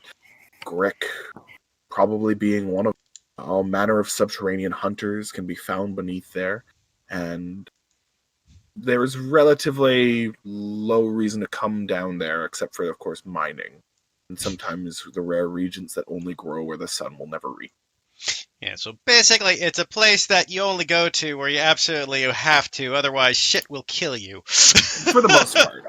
With a 20, you do know that while it is not considered part of the Court of Northern Winds, there is a city allied with the court known as Umberloch, which is a Underdark city not far from the southern coast of Northern Avalok. Okay. Beneath the southern coast of Northern Avalok. Like, there is an actual relationship with Underdark people. Yeah, they're probably like deep gnomes or something, which I think is the only it's neutral to gnomes. good. And there are drow that aren't followers of Loth that can be found there, and I mean other creatures that aren't Underdark dwellers do kind of find their way down there. You would know with a 20, you would know that Umberloch is prized by the Great Dark Ocean, which is a incredible stretch of water beneath the ground, which connects supposedly a few different cities of the Underdark together, some of which being Durgar cities. But yeah, other than that, that's about what you get, unless you have a specific question. yeah, no, those seem like the basics. I was going to go, but so that's that. We're nowhere near the place you described, though, since we have no world map. I still have no idea where the hell we are. So to give you an idea, you're in the Farolands, which is kind of the it is south of Northern Avalok, but it's kind of southeast. To where Umberloch is. It's kind of on the other, like, you guys are closer to the eastern coast. Umberloch is on the western coast. So basically, I know for a fact that we're not near the one friendly Underdark city we're aware of. So yes, and Grotus would also be aware of is probably those things we faced are probably kind of like the weaker creatures you see in the Underdark. They're not weak, but they're not exceptional either. Like you've heard of the horrors down there. Yeah. I've heard of creatures that fuck with your brain by just looking at them.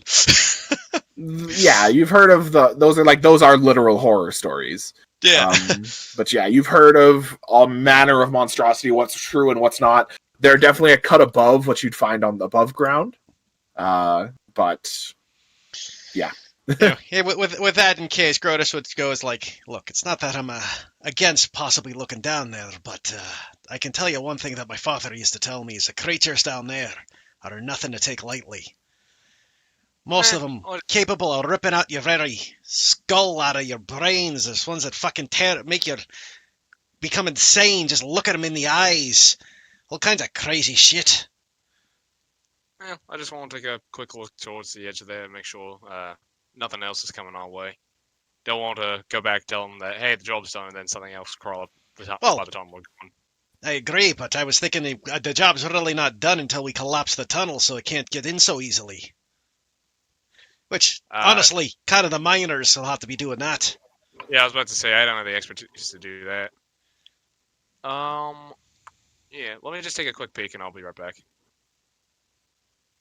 And I will take the goggles of night vision from Julius to give myself 120 feet of dark vision and just very carefully and slowly just kind of creep along a little bit till I get to the edge of where the drop off is. Sure. Let's make a perception check. Okay. Yeah, geez. With 120 feet of dark vision, getting to the very edge, you are able to see what you would essentially assume to be the bottom. At about 80 to 90 feet down, it seems to be that there is a kind of this large ledge of sorts, and then it does seem to progress further. You do notice that this ledge does kind of lead off into the walls beside. Seemingly it has a cave opening. And yeah, you see kind of this like further down slope. You would assume would lead to further depths. Potentially another hunting ground of the Grick. It seemed to be they were using this simply as a home for now. So essentially, if I could freehand this, like you're up here right now. Okay. Yeah, make more room. The tunnel kind of widens and progresses down a decent while. A lot more room. Ignore the rest of this map. Yeah. The right side kind of does come in and forms like an actual area that you can walk and then continues to proceed downward. There are, however, like openings on either side of like cave entrances that lead to other parts of the Underdark. Other pathways that have been dug by other creatures. But nothing immediately threatening. No, nothing immediately threatening. Okay, so fairly safe to say we have time to go back, tell them to, hey, plug up this thing immediately and get our pay. Yes, the purple worm has not noticed you yet. Oh, cool. I'll head back and let them know. Just be like, oh, that's a expansive cave networks down there. But yeah, there's nothing in there at the moment, so we should have time to go up and let them know that this needs to get taken care of. Sounds like a plan to me. Chris or Dylan, do not antagonize the DM. Yeah.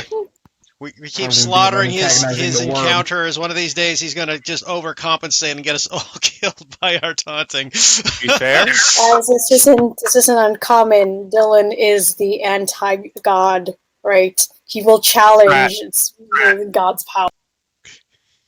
The technical term is brat, but Every other than time. that, But it's also just the fact that indeed Chris has been the one who's been killing his own encounters thanks to fucking Sickle. Please, Sickle. oh god. Sickle MVP. But looks like our job's done. Great. We'll get the miners. We'll get them. We'll watch. Well, I think we should probably watch over them while they seal it up, just to make sure nothing else happens. But otherwise, yeah, I think you're right. All right, let's go get him. So we don't need if you want to RP that, Chris, or not, or we just grab the miners and they seal up the cave. They're totally not willing to go anywhere near that cave. Interesting. By cave, you mean the one that's No, not the cave. I mean, down like there? the opening in the mine. Like we want to seal it up so they can't get back into the mines. Yeah, I know. They are not willing to go near it. They're very Okay. much like they've been told not to go near it, and they aren't going to go near it. You imagine it might be something the actual owners of the mine will have to organize later. Fair enough. But it's not something they're not going to be like, yeah, we're not.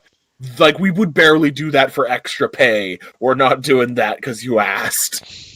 Great. Could we tell one of the miners to go tell their bosses then of an update so they can get this shit taken care of while we make sure nothing else pops up? Can Gallo Sure, look you're on a for shoulder. one of the bosses and kind of try to convince the boss to get that shit done as soon as possible? Well, it's not like the boss, of course, would get it done. It's just a matter of you're talking to a bunch of commoners, and it's like, oh yeah, you know that place where a dude was murdered? Yeah, we need you to go in there and work. And it's like, am I getting paid extra? It's like, oh no, we're not paying you. It's like, no. Fair enough. Should we just go talk to the people who hired us and just be like, hey, so this, and this. You might want to tell your boss, though, that gets taken care of, like, now. See, I'm fine with that, except for the sake that I still want to make sure we're watching that place so new things don't pop up while we're gone for the next X amount of hours.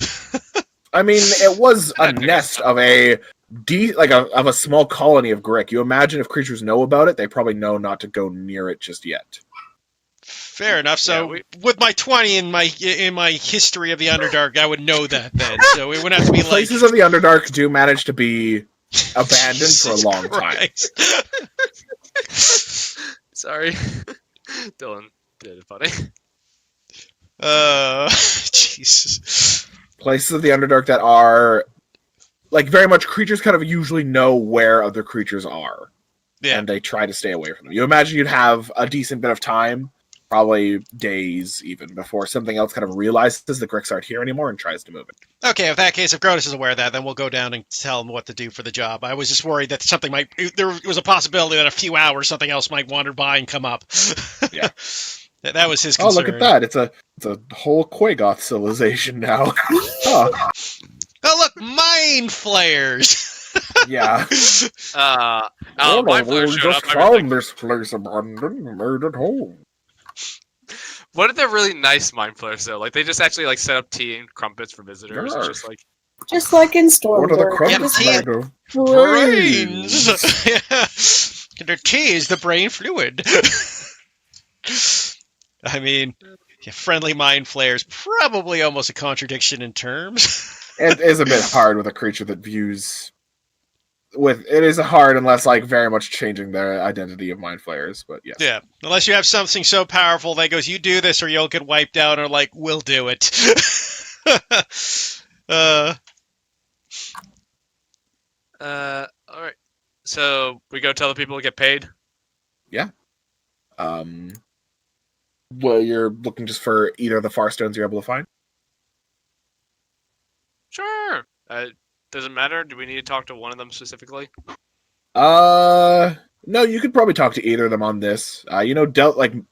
Technically, this would be a job that's being given to you by Mathis, but Delphis is the one that owns the mines and kind of pays for like all the stuff going on in them. So either one would probably be willing to pay you for it. Weren't they at the same house? Like I thought that's what we. Yeah, but they do stuff but they do stuff during the day. They fair enough. The town. Oh no, I don't know what time of day it is. Like, it's like midday. Oh, okay. Like literally, this mine passage, it was like closed off, like a 5-minute walk. Oh, okay, fair enough. So, I mean, in that case, I mean, we could just either wait for them to get back to their place so we can talk to them together, or we can hunt one down. Let's just hunt one down. Sure. Delphis would be the first one you find. Seems to be handling some matters in town. Yeah, you'd be able to kind of approach him at your leisure, start a conversation. Delphis, your job's done. The older dwarf kind of looks to you and says, good to, he kind of like looks to the wounds and it's like, okay, sure, yeah, that's, alright. I imagine, because you guys have a general knowledge, that you'd gather like a witness, probably like one of the Red Horns who would like confirm with you. I'd probably take one of the smaller Gricks with me and just kind of toss it down, right? Xavier's skin is burned. He is used. Yeah, but wounds like, y'all could have given yourselves those wounds. Grotus kind of person? That's a great idea for a grifter character. Just walk into a cave, beat himself up. Take the money and then leave town. It tosses the dead bodies of a Grick in front of him. Looked like you had a bit of an Underdark breach in the mines.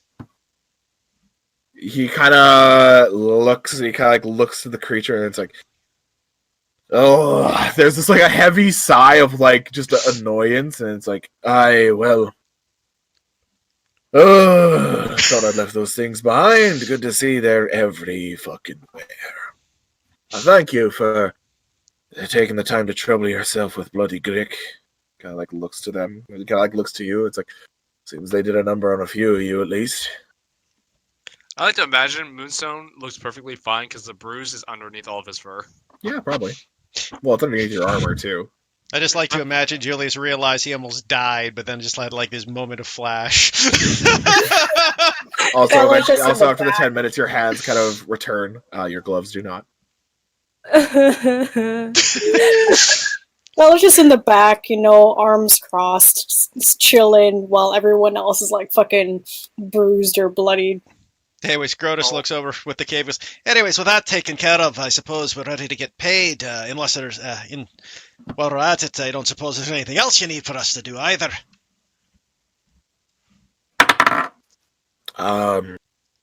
At the moment, in terms of mercenary work, I can't say I do have anything, no.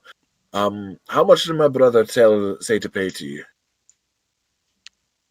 Anybody remember? Did we get up to like 150? I thought he didn't because they didn't know what the threat in the mine was. I thought it was run up to 200 because they didn't know what the threat in the mine was. It's been a 'Cause week. I remember- You can make any case you like. He doesn't seem to know. I think it was like 200 just because we didn't know what was down there. That kind of mulls it over. And so, I can respect it. He kind of reaches. You see him just count out 20 platinum pieces and hold them out to you. Before he does give, he does mention it's like, I will be ensuring that what you say is true, though. Do know there's a lot of consequences for cheating the Firestones here. Do you remember? Is he referring to the money? He's referring to the fact of like the clearing, like if it's all done or not. Oh, okay. I thought he was referring to like we chipped him for the money because like that's not a character. We just don't remember a character. No, that we agreed upon. he seems to agree. Like, yeah, 200 seems like a fair wage. Okay, He doesn't seem to have an issue with that. It's a very like you guys aren't in the mines and he hasn't seen it for himself yet. Yeah, like okay, he's that's taking you fair. at your word and at the display, but it's very much like it could be more. Yeah, He's just making it clear. Yeah, just wanted to make sure. It's like as far as we're aware, we got all of them. We cleared out the nest, and it's an alpha in there as well. We made sure none of them escaped. But if you want, we can go in there and wait for your crew to seal up the mine if you feel better about it. Fought an alpha, seriously. It looks Aye. like the wound, and it's like, that what gave you that? That had been the alpha. Honestly, it wasn't the worst combat we've had. Yeah, but it was definitely the ugliest. The man caller was not pretty. I've had the displeasure of Yeah. dealing with those things before, unfortunately. More than common in Red Rock Mines, sadly. He kind of hands over the 20 platinum, and you watch him reach into a pouch and pull out 5 more and hand it to you, Grotus. So 250 platinum, nice. Well, 250 200. gold. 250, yeah, We got 250 gold. We're Yeah. getting fucking hamming out of there. He kinda, That's 41 trouble gold with each, an alpha. guys. So Grotus splits up the money. Well, we're not dividing it yet because we gotta fair go see if we can buy the guy. Oh, that's fair. So yeah, put it in the pool. Do we got the pool? Who's got the pool again? That would be me. Yeah, just put it in the party pool. Wait, no, we haven't. In terms of like money, we already dispersed out money. We haven't pooled money. We've pooled items.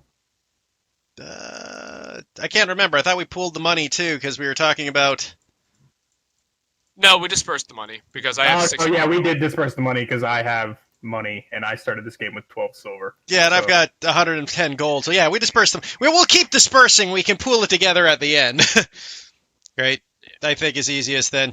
So we got Yeah, fair enough. each person gets 41 gold and 6 silver. With a. Yeah, more or less.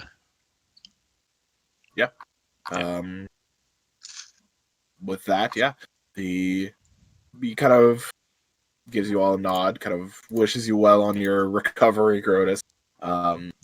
Does kind of mull to himself about the fact that that's like if it leads to the Underdark, he kind of mulls about how it's like that part will have to be closed, kind of thing. Not something they can continue dig around if it's an Underdark passage, right? Other than that, he leaves, heads his way back to his duties. You all are free to do whatever you like. All Alright, I suppose we should head back to the inn, chit-chat about what we're doing next.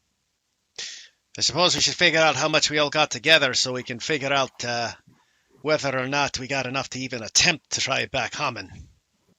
Don't mind if we actually head over to the river. My feet kind of hurt. Says the guy who didn't take any damage.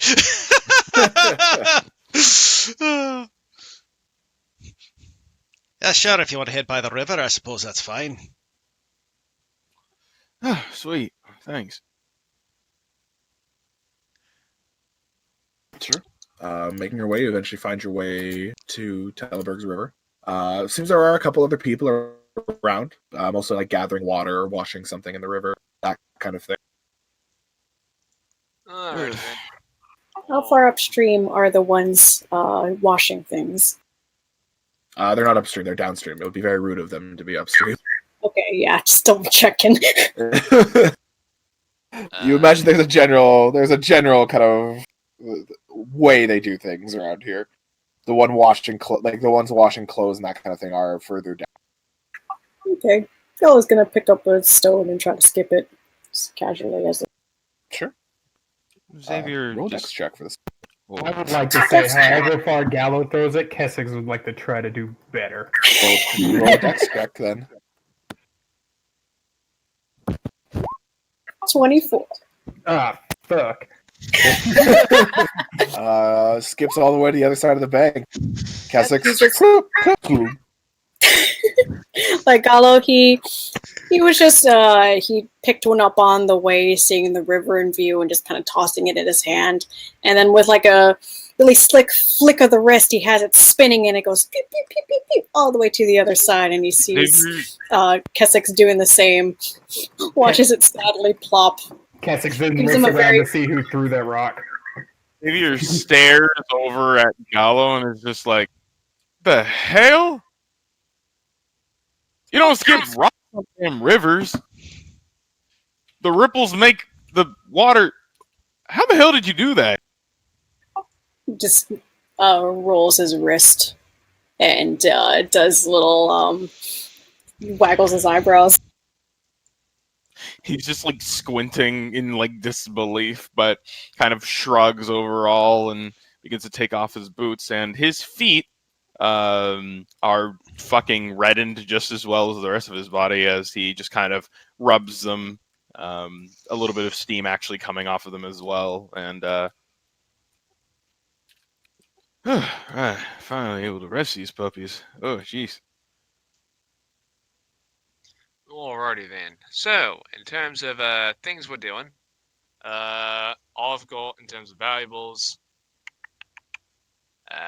105 gold, and about 25 gold worth of bloodroot, and about 50 gold worth of enchanted ink and paper.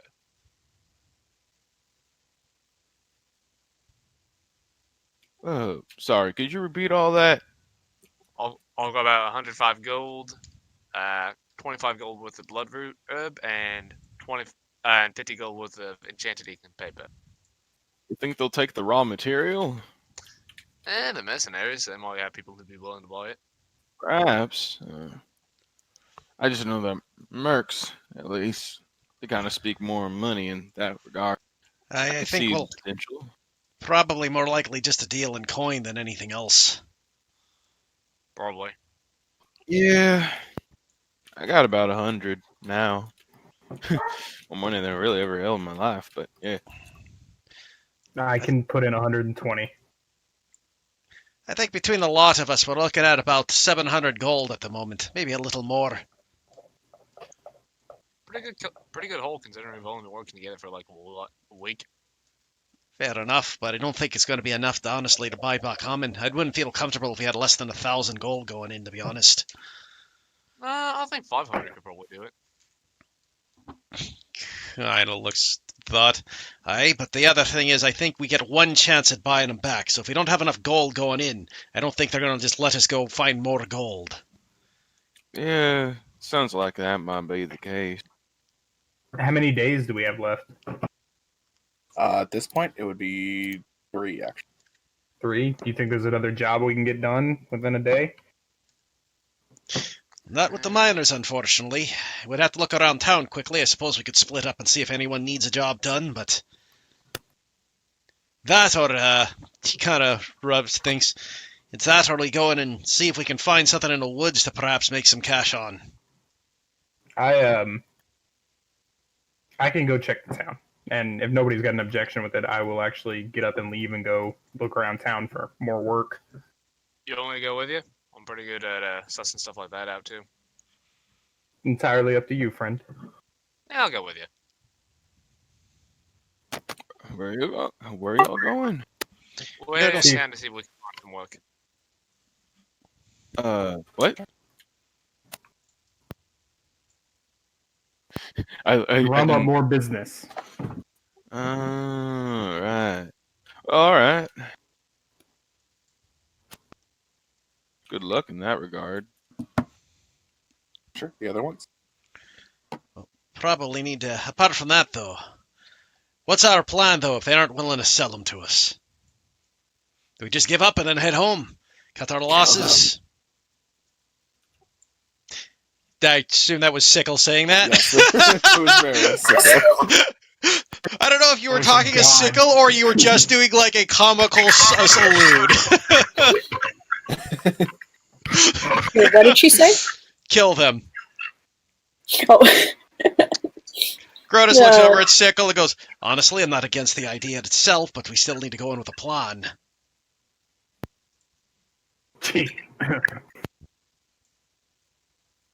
Cheech. We've killed all the G's. We would have been, unless you were talking, let's go get some Gricks and just throw them at the castle.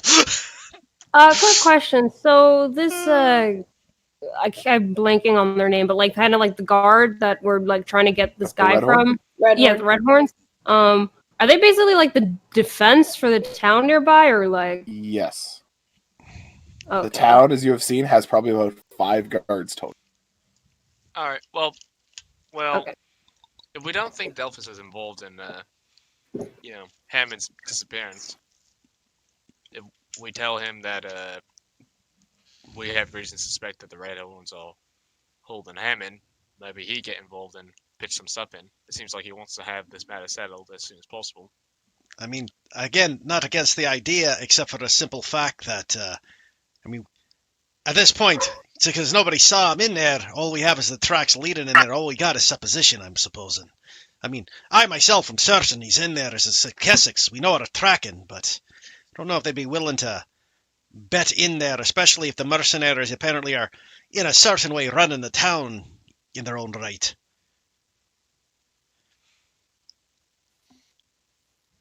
Well, Delphus is their boss, and he's the one hiring them to do it.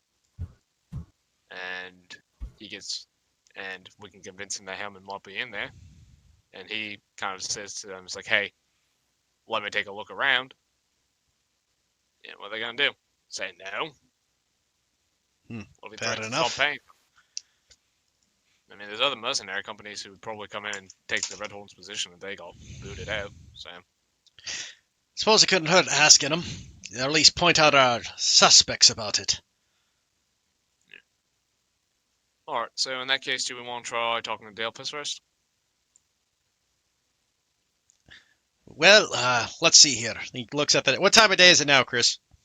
Oh, maybe mid-afternoon, like 2 o'clock. 2 o'clock? Let's give it a few hours. Wait a minute, you're not here. You went off with Kessex. I thought we stayed back to because the plan more. Did we run No, off? I I'm thought trying Kes- to waste as little time as possible. We only have 3 days. Yeah, Oh, Kessex okay. left immediately, so... In that case, ignore me. I just realized, I'm bad. like, you left with Kessex. My bad. That was Yeah. I misunderstood. Sorry about that. Yeah, no worries. Gross. In any case, I think I had this weird idea in my head that we should probably talk to see maybe if we could bring this up to the rest of the dwarves or not to see if they're willing to take care of it or not. But honestly, at this point, I think we're best waiting to see if Moonstone and Kessex come back with another job, build our chest here to see if we can buy him back. If not, I mean, striking out and attacking the camp is a possibility, I suppose, but don't think it's going to go well if we do it. At least not without a good plan. What That were the dwarves? What would the dwarves give to us exactly? No, he means the 2 leaders. 2 leaders. Are the 2 dwarves that just those hired are- us? Okay. Yeah. Those dwarves. 2 liter soda. Oh. The dwarves that hired us, yeah. The bros. I was thinking of the miners for some reason. No, not the miners. But in any case, if we could bring up our concerns with them, maybe they'll buy it, maybe it'll be it. I honestly don't think they're involved in this caper, which honestly has me more worried than anything at this point, because I have absolutely no idea who benefits from trying to prevent Hammond from getting the mines. Yeah, kind of all one big conspiracy, if you ask me. Maybe it depends on what he's using the mines for. It's a salt mine. I mean, I'm not versed in anything in his field. Yeah. Julius, you talk to the leader of the group. Sorry. What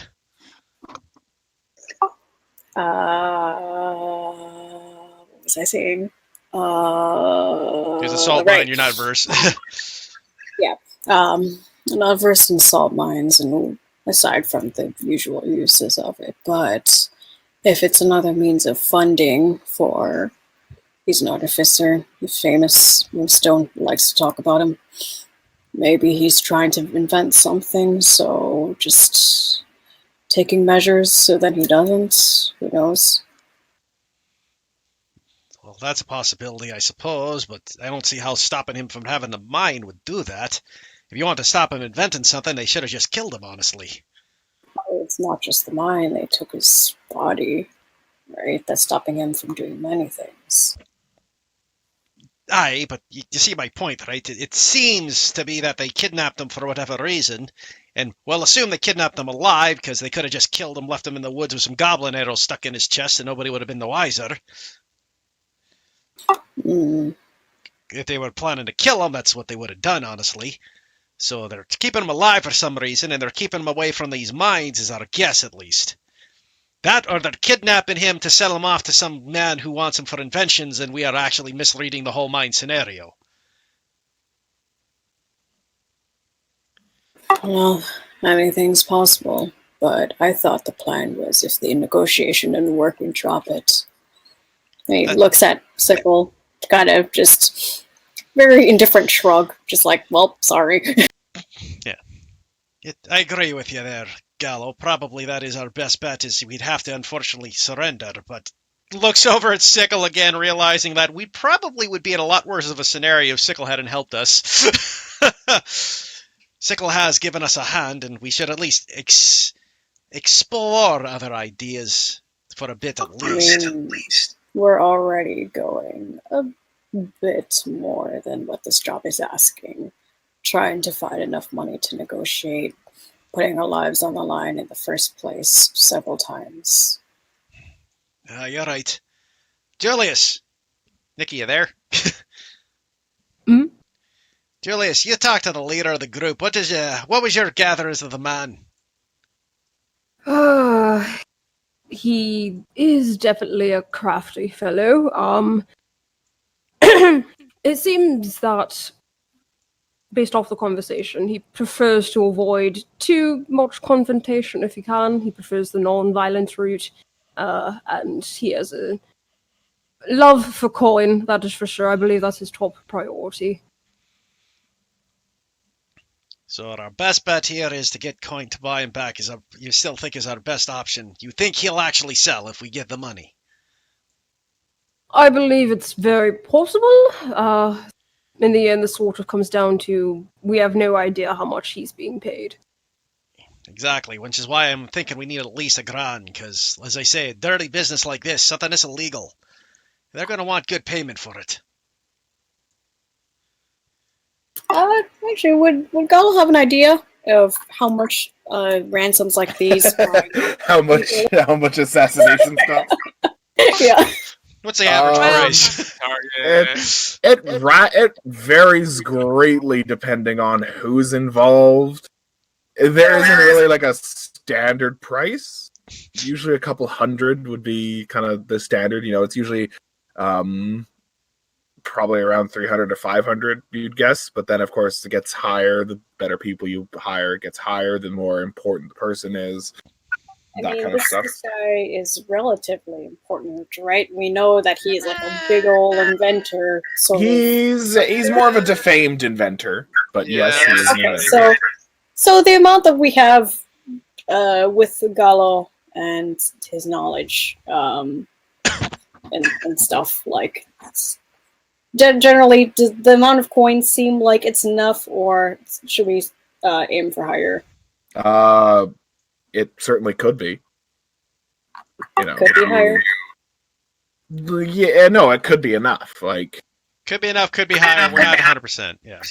Okay. He looked at Grotus, and he was just kind of squatting at the edge of the river and not really tossing any more stones, but just kind of picking up whatever's there and lightly. He wasn't skipping any stones, but just kind of tossing whatever into the water just to watch it plop. Given his status, who they hired thus far, the location, we may have enough. It wouldn't be bad to have insurance to have a little bit higher, but couple hundred gold? Like 3 to 5 Yeah. Yeah, a couple hundred golds might actually make it. I don't think a grand is necessary for his status. Fair enough. If you think we got enough, we can try going in and negotiating when the others get back. Still doesn't hurt to get another job if it's available, though.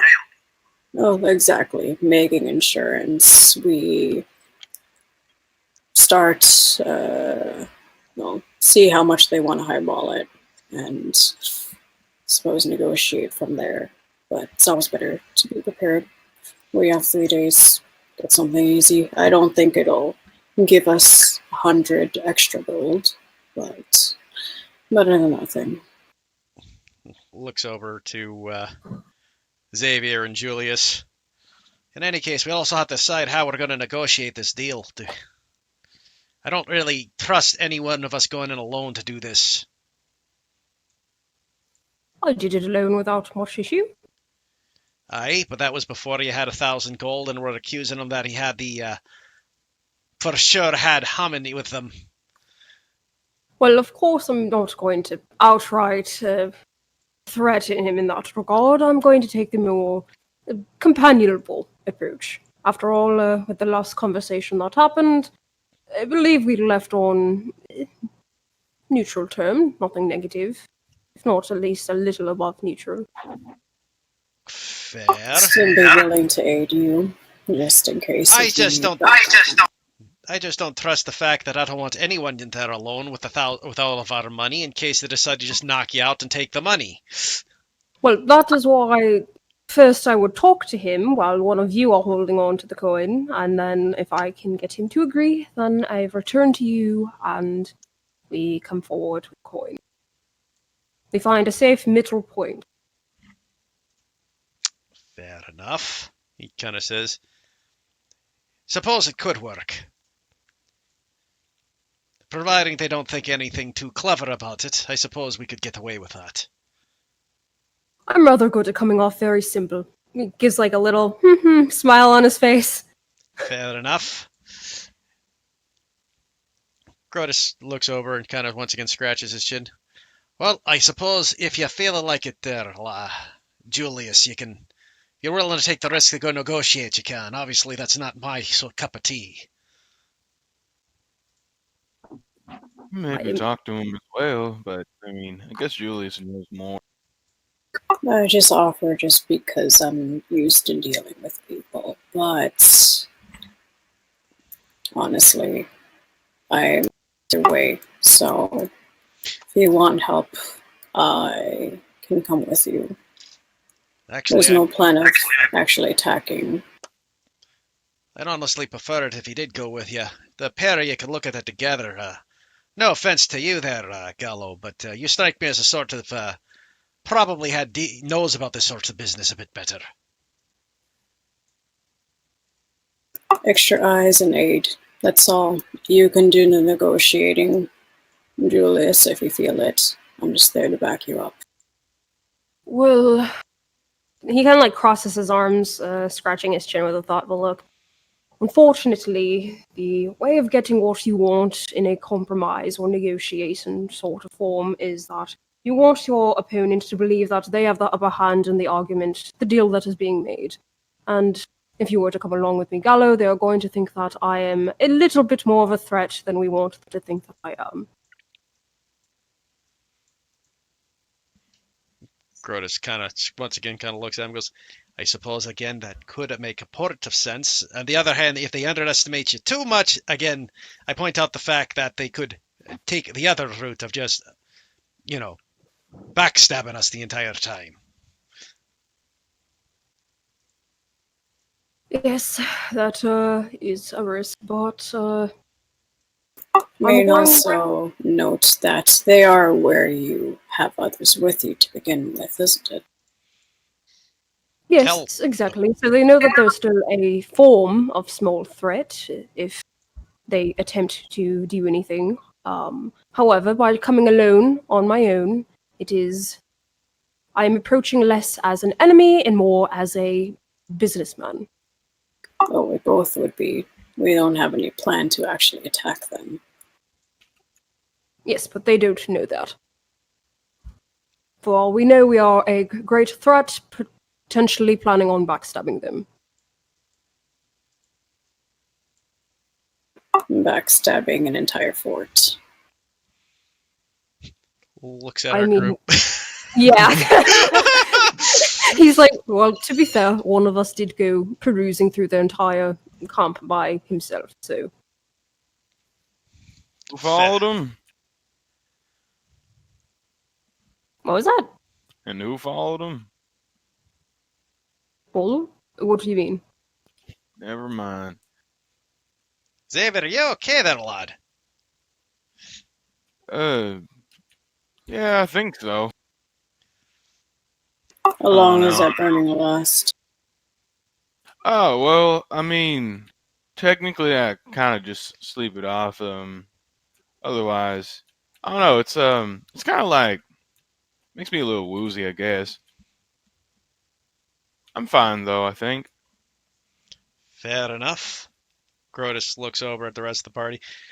In any case, a little wary of Xavier saying that, keeping an eye on him regardless, but we'll still take him at his word at the moment.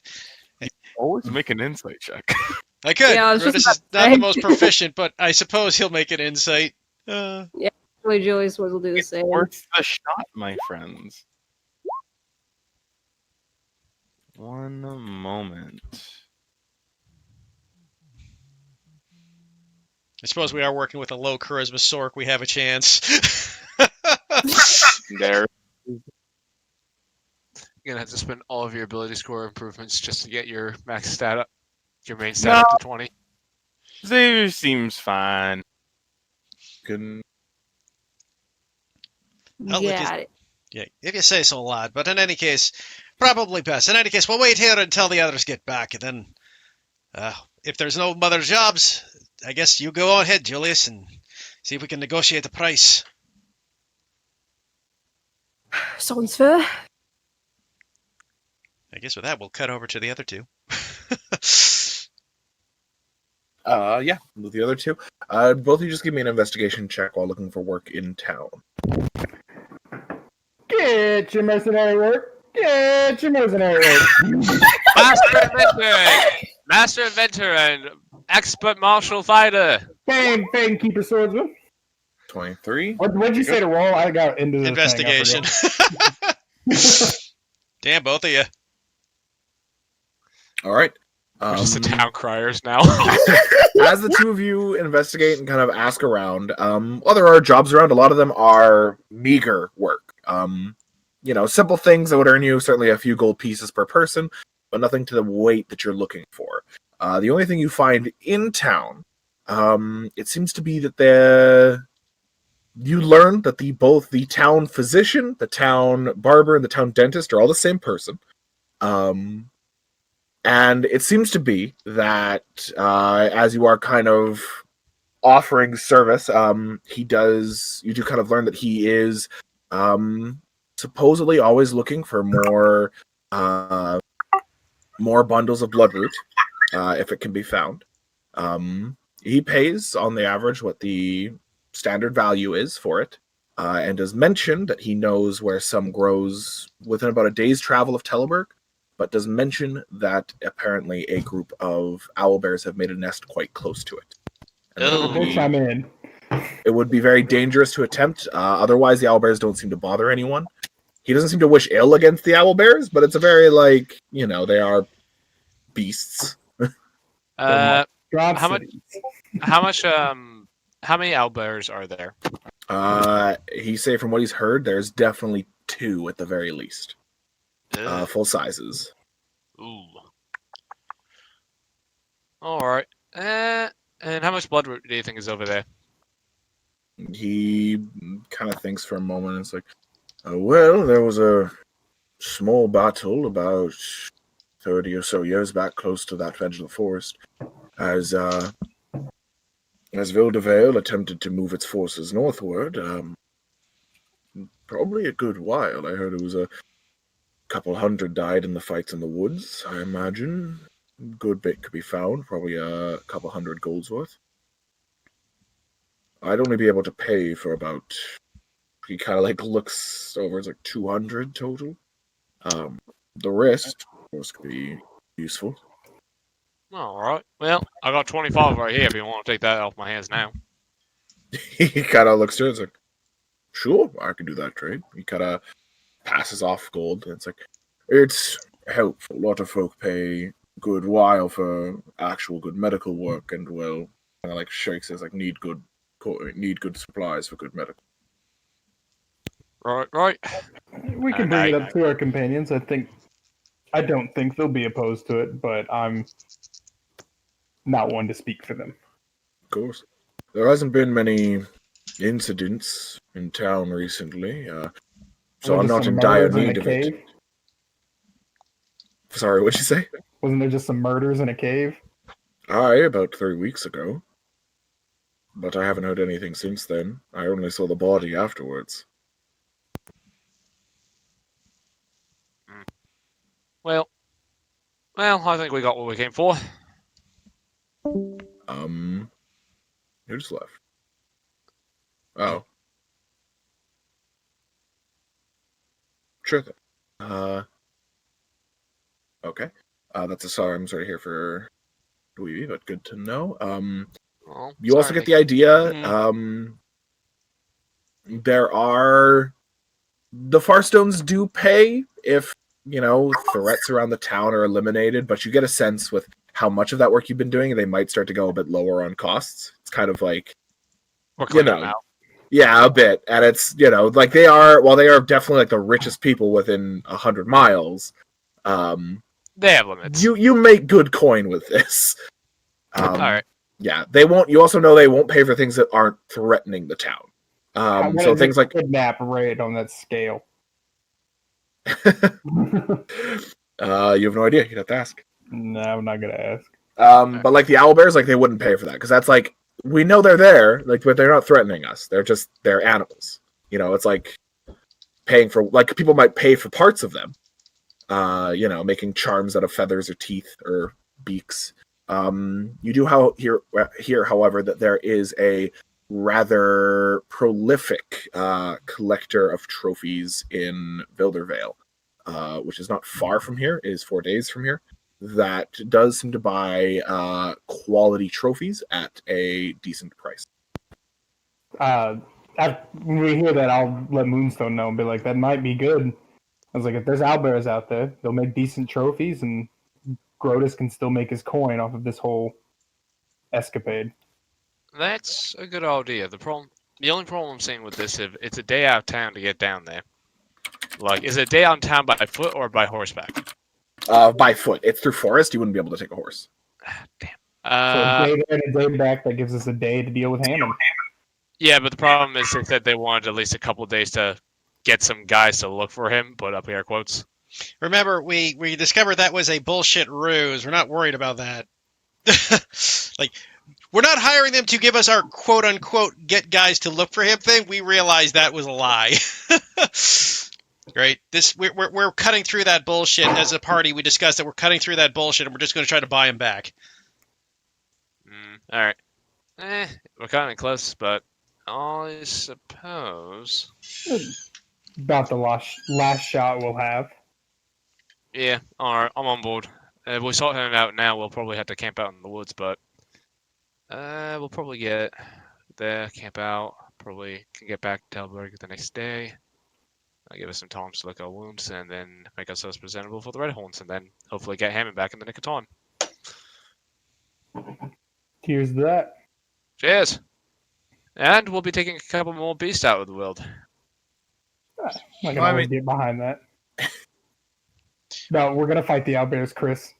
They're not like treacherous monstrosities. They're like basically just wild animals. Listen, I have a vendetta. Like, me personally as a player has a vendetta against owlbears. I will take any opportunity I can to destroy the motherfuckers. What is your problem with owlbears? Owlbears, but you sent me a dice set with an owlbear pouch. Oh no, owlbears are adorable, like when they're like small, little, but motherfuckers are fucking assholes. All right.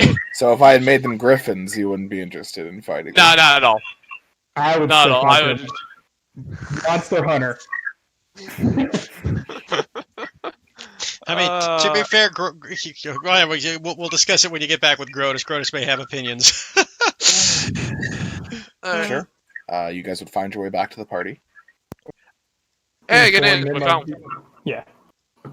Did you want to say it? I was. If you want to roleplay, go ahead. I was just gonna say we informed them. Oh. Yeah. Okay. We informed them.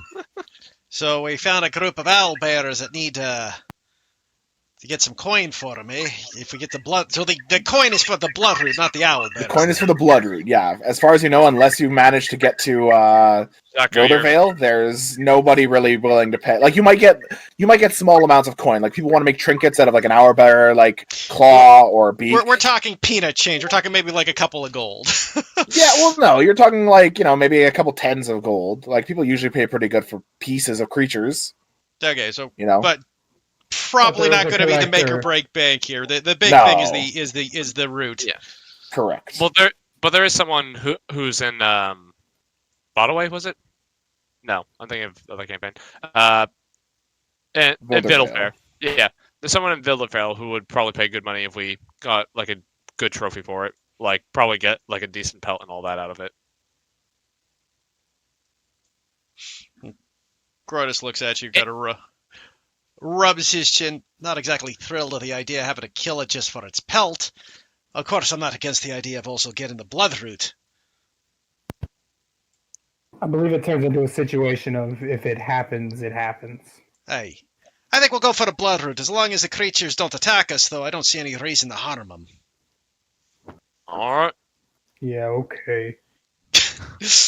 I give Kessex a pat on the shoulder and just say, we'll kill something next time, don't worry. Be careful if you're trying to melt them as well. Plan H. Oh, that'd be plan O. Plan O. He rolls his eyes at that. So, we're heading out then? It's plan OB.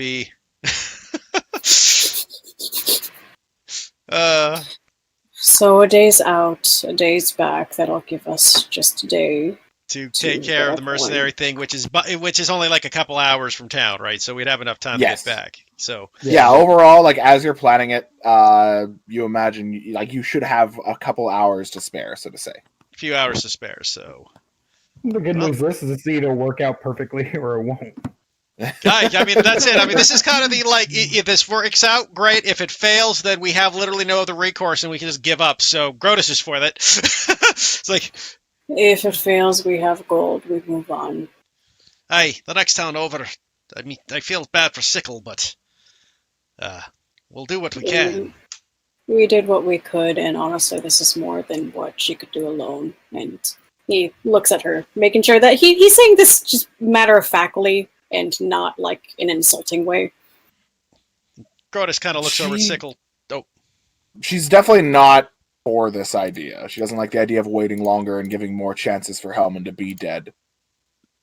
I take it we kind of gather that easily. It's not like an insight check Oh, yeah. worth since she just gave it to No, us. she's not a person that hides what she feels. Yeah, Grotus looks over at Sickle and goes, "Listen, Sickle, I know you're a little worried about Hellman, but the fact of the matter is that they haven't killed him yet. I don't see why they'd kill him later. I mean, honestly, short of whether or not... If this is about the mine, there's a decent chance they'll just let him go as soon as this is all over. If it's something dire, like they're planning to sell him off to slavery or some crazy shit like that, then I guarantee you we'll do what we can for him, but..." Oh, son of a bitch. What? And I think I might know who has a beef with Hammond. Wait, do you know who has a beef with Hammond? Yeah. it would be The what? Stone Sage Dulfa. She and Okay. Hammond used to. She's an associate of Hammond's. Essentially, she is one of the heads of what's it called? Halavind? Is that how you say it? Havalden. Havolden. Basically, City of Magical Freedom. She sits on the council, and she worked with Hammond on the arcane prosthetic, basically lowering the price down from tens of thousands to go to only a few thousand. However, there was a bit of a dispute between their who got credit for it, and Hammond kind of got shafted on that. I look over at Sickle. Did he ever mention anything about the Stone Sage Dulfa? She kind of looks. He ranted about her, but seemed to have fallen from her point of view at any. She ignored him now. Well, if you got some dirt on her, maybe was using this mine to get a position of power back, maybe she wouldn't have liked that. So you're thinking that the Red Horns might have been hired from her? Possibility. Honestly, it's probably the most logical one if it's not the miner, if it's not the Dwarven brothers back there. Because if they're only worried about the mine, it doesn't sound like they're interested in the salt mine as far as profits go. Since Oh, you mean are the Dwarf brothers aren't interested in the? well, Mine? they seem to be like not like, oh, we need this mine. How dare he take the mine from us? They didn't seem like they were. They seem to be more pissed off that he's not there to the simple fact that it's just going to slow things down than they wanted the They mine. definitely. I mean, they definitely would like the money. There Yeah. shouldn't be a thought that they aren't sour that they didn't get it. But then it seemed like it's like, we'll get him for this kind of feel. It's just like they're just sour business partners. Kinda, yeah. Because they were also willing like, to pay us a reward to get him back in time to resolve Yeah, this bullshit no, quicker. they are So it's not like they're as far as you get the sense that they do see the bigger picture, but they are very motivated by coin. well, yeah. I'm just saying they don't seem like the type that would hire mercenaries to prevent him from getting the mine. is On a what we side gathered. note, I just realized that they did offer a reward, so if we can get him out and get him back to town, you can still get your money. Yeah. Grotus isn't against saving him. Like, he said it before. He's okay with saving him. But Sickle was going to say something? She would kind of speak up and say, I've worked with Hellman for some time. We've done much far more dangerous than this. I don't see why she would bother to wait until we're near civilization to attack. Well, so maybe not fair. You can correct me if I'm wrong, but this entire thing is kind of a political intrigue type. It makes sense to kind of do it so other people would know. Cause a whole cycle to start. Could be wrong though. Well, I mean, the fact of the You know matter is, sorry. well, I don't think we're gonna find out anytime soon. I think the only way we're gonna find out is probably by snooping through the Red Horn's records and seeing if someone made a large donation according to their cause. I'd imagine they probably didn't keep the paperwork for the illegal activities, but besides the fact, I don't think it really matters who did it at this point. I mean, once we get Hammond back, I couldn't care less who fucking did this. It's up to him. If he wants to pay us to find out, that's a different scenario, but... Well, in the meantime, I think we should be heading out if we're getting that blood route. I was figuring we were actually already walking there immediately sure. when you told us. You There's no guys- reason we wouldn't leave immediately. Yeah, you guys can start heading your way out, following the directions given to you by the denturist, or however you wish to pronounce a man with 3 jobs. You find your way, continuing far outside Teleburg, heading northwards, a decent ways off from where you had went to fight the goblins before. Eventually, aside from the occasional wild animal, you are without conflict in this area. Be free to take a long rest, unless you guys wish to try to go through the night in hopes of going a bit quicker. I'm good with taking a long rest. Yeah, I'm okay with the rest.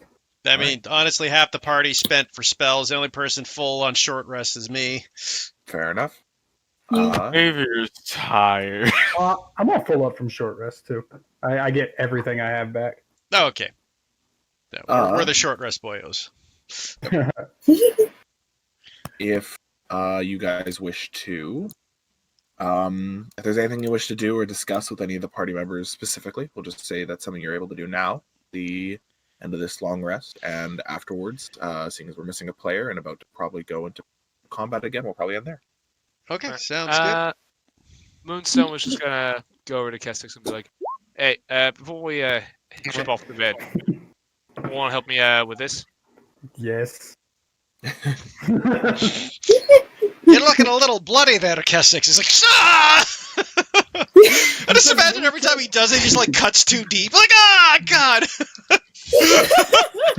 Son of a bitch. Put the toilet paper or toilet tissue on it so that it looks like. Just looks like he.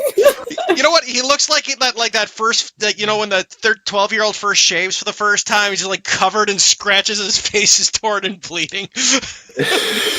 My master was so good at this. He could do it by.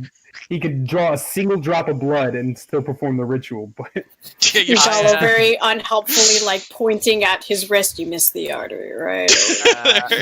I gotta build you a device that just like actually just draws out a precise amount of blood every time. I highly doubt that because that's the fucking it's the flip side. The to point my of the class, yeah. It's a mechanic, yeah. Yeah, I know. So basically, I pull up these like greasy, fleshy ball sacks. So this is what we're working with. All right. Look to Maybe you can make out an alchemist checks or one at advantage. Go ahead. what's your Do it. 4. Okay. 6. Yeah, go ahead. Here comes trash rolls, trash Don't rolls. say that. Here comes the trash rolls, trash. So, That tastes not bad. potentially working in Oh no! I'm glad you did it. Chris's song is attempting too to powerful. work your alchemy set in the middle of the woods in a campsite where it is hard to create a controlled environment clearly is not the best, as unfortunately you waste another one. Damn it. Probably not a good idea to do this in the middle of the woods, now that I'm thinking on it. Just imagine Your Grotus is cooking experiment, your dinner and he call. looks over and he's like, shh. Well, I appreciate the help. You want to try again once we get Hammond back? I'd be more than happy to. Yes. Alright, I got 2 more of these. Otherwise, we're going to have to track down another Manicore. That sounds like fun. I would be behind either one of those plans. You knew it flew somewhere northeast. So I Well, guess. guys, our entire campaign just becomes tracking down this one Manticore. Yeah, to make manticore oil. I suppose the other thing Grotus would do, since he said he would do this with Xavier, he would take the manticore meat out of the beer, the butter beer, since it would Yep. now be it would now be as fixed as much as it would be after a day of soaking. Yep. Grabs out his herbs, his sages, and starts to prepare it, and calls Xavier over because he said he was curious to see how to cook. Xavier, Sure, you said maybe- you wanted to learn how to do the cooking here. He had woken up already, but he was still kind of lounging about a bit, and he kind of perks up when he sees you, and it's just, oh, yeah. Ooh, I was out of it yesterday. Ooh. All right. All right. And he just kind of slaps his face and then slaps his hands together and just kind of rubs them. It's just like, all right, what are we doing? Okay, well, basically the best part here is now that the meat's been no longer as gamey after soaking in the beer for a while, you're going to want to take special types of herbs for it. The proper sort. Just starts going through all the various herbs, his paprika, his garlic powder, his black onion cayenne. It's just like makes like a A rub. lot of this stuff is like decent high quality stuff. Like you'd pay a couple gold for this kind of stuff. You're just writing notes. Like I say, Grotus had picked up seasoning earlier, so he likes his seasonings. It's like takes a little like teaspoons of each and kind of starts rubbing it into the meat, searing it gently, making sure to cook it evenly so the juices get what juices you had. And he would, I would say, for the sake is, I would have spent like a few silver to pick up just some bacon fat from the locals inn before we left, Easily done. and just wrap the bacon fat around the meat so the fat soaks into the gaminess and even making it a little more tender. Damn it, he stopped talking. You're making me hungry. Maybe just kind of staring, and it's just like, how the hell are you able to do this without kind of, eating the work? Oh, well, I mean, never hurts to do this, and he's just going to tear off a small chunk and hand it to you. You gotta taste us as you go. He just has like this more than pleased kind of surprised look / smile as he proceeds to grab such. And of course, that little bit of flickering flame that kind of appears from his hands, it sears just a teeny bit. But that being said, no, he eats it and he's very happy. Just rapid nods. You know, with that little skill of yours, Amongst the sound- Xavier, you'd probably be a natural at this. Mm. By the way, I'll say Oh, oh my God. I'll say meanwhile, each of those pairs are doing their own thing. Gallo's just gonna wander off into the woods a little bit, not too far. That's like a way to. He's still within sight of the camp, but he is gonna wander a bit. So just like he wanders off into the woods, stealth checks, and starts attacking the party from the tree line. Basically. He's in the trees! Pew pew pew! As we're working on the manticore oil stuff, Musa will look over at Casting and just be like, "So by the way, I gotta ask you a question. Yeah, anything. So, your entire motivation for hunting, these beasts and monsters is just simply because you think it makes things better?" In general, plainly put, yes. I do find a slight thrill in these sort of activities. My master always said I took a bit too much pleasure in it. But in general, we rid the world of monstrosities, infernal beings, abyssal creatures. That's been our lot in life for generations. Cuddly owl bears. Monstrosities.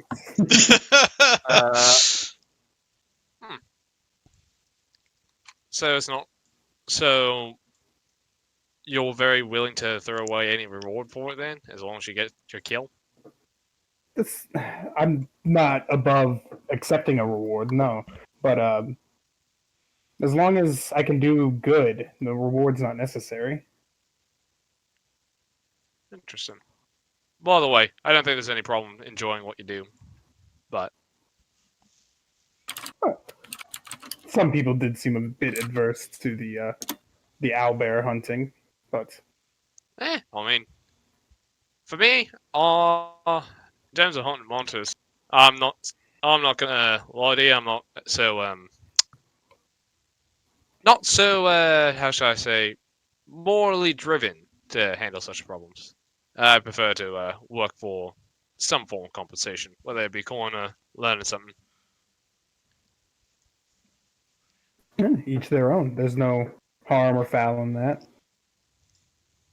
Fair enough. As long as your compass always points the right direction, I don't think it will ever be an issue. My compass points to wherever my goals lead me. Of course, there is a line to be drawn, but Yeah, that's as long as you said you're enjoying what you're doing, and you won't have any muck from me. Like I said, as long as we're at least moral about it. morality is a hard thing to find though, but I'm sure we'll cross those bridges when we get there. It always comes up eventually.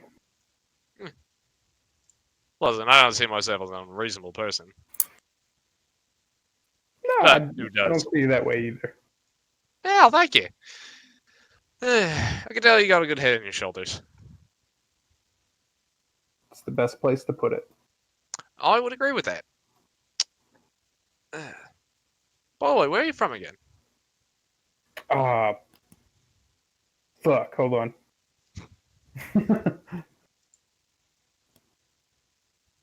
Chris, help, where am I from? Oh, you're from Primalva. Say that again? Well, Primalva's the continent you're from. Yeah, that's it, yeah. Okay. I hail from, it's jungles, right? The jungles of Primalva? Yes. Okay, yeah. I hail from the jungles of Primalva. How much would I know about that? Roll a history check. I've mentioned Alright. you to. I've mentioned Primalva to you before, but I'm not sure if you remember. I found it in my notes. No, I was talking to Moonstone. No, I was saying where I was from, sorry. Oh.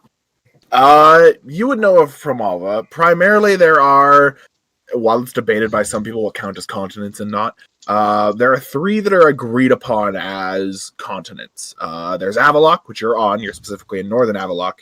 There's Yokar, which is a very large kind of a mass of land, and then there's Primalva, kind of this almost stopping point between the two of them. Primalva is known for being one of the a place with a clear, extremely detailed history to it. Ruins of civilizations long since faded have known to be parts of its jungles, and magics long since cast to affect the land still hold weight there. You would know many kind of abnormal creatures said to make home within Primalva. It's said to be where humans first existed, but it's also now known for many creatures such as extravagant and exotic beasts, as well as the fact that it has a very large tabaxi population. It's the only place where tabaxi have any kind of, like, if any place was to be considered a home of tabaxi, Primalva would be it. Got it. Malta, huh? You know, I'd like to take a trip there one day. You know, kind of hunt some of the local beasties. You know, see what I can pick from them. Maybe delve into some ruins, see what sort of ancient magics might be there. You know, get a little inspiration. Gotta figure out what I can make with all that. You would also know Primalva is hella dangerous. Still want to go. If any of you have ever played Tomb of Annihilation, it's Schult. Oh shit! All right. All right then. Change of heart. No, Moonstone would still want to go. Just It's still like an interesting place to go. But yeah, it is known primarily for the fact that nature has grown so strong there that it is a constant threat, and magics long since forgotten still hold great sway there. Got it. You know, are you ever planning on heading back to Peralta? As of now, there isn't anything left for me there. don't plan on going back, but I'd be happy to go there with you one day. Yeah, I like that. I'm kind of interested to see what's going on there. And it's a shit place, but it's still home. Yeah, can't tell you. I can tell you as much that places I've been haven't been the best. Probably not as bad as there, at least in terms of danger, but same shit, different hat, right? Yes. I don't know. I think it'd be interesting though to walk around and not be stared at for once. You'd be stared at by other things, just not people. Well, other things stare at you regardless, so guess it's just one less set of eyes on you. By the way, Moonstone, where are you located right now? Where are you both located? Near the camp, I would suppose. Near the camp? Okay. Yeah. We were just off to the side making stuff. Alright. Just so you know, your perception, or I guess it was passive perception, your ear might twitch as you hear in the distance, not too far away, very soft singing. And when you listen a bit closer, you hear just this quick melody. Just, I walked with you once upon a dream. I know you. The look in your eyes are so familiar. And it continues to go through, and it's very casual. There's maybe the sound of grass being lightly stepped through. It circles around the camp,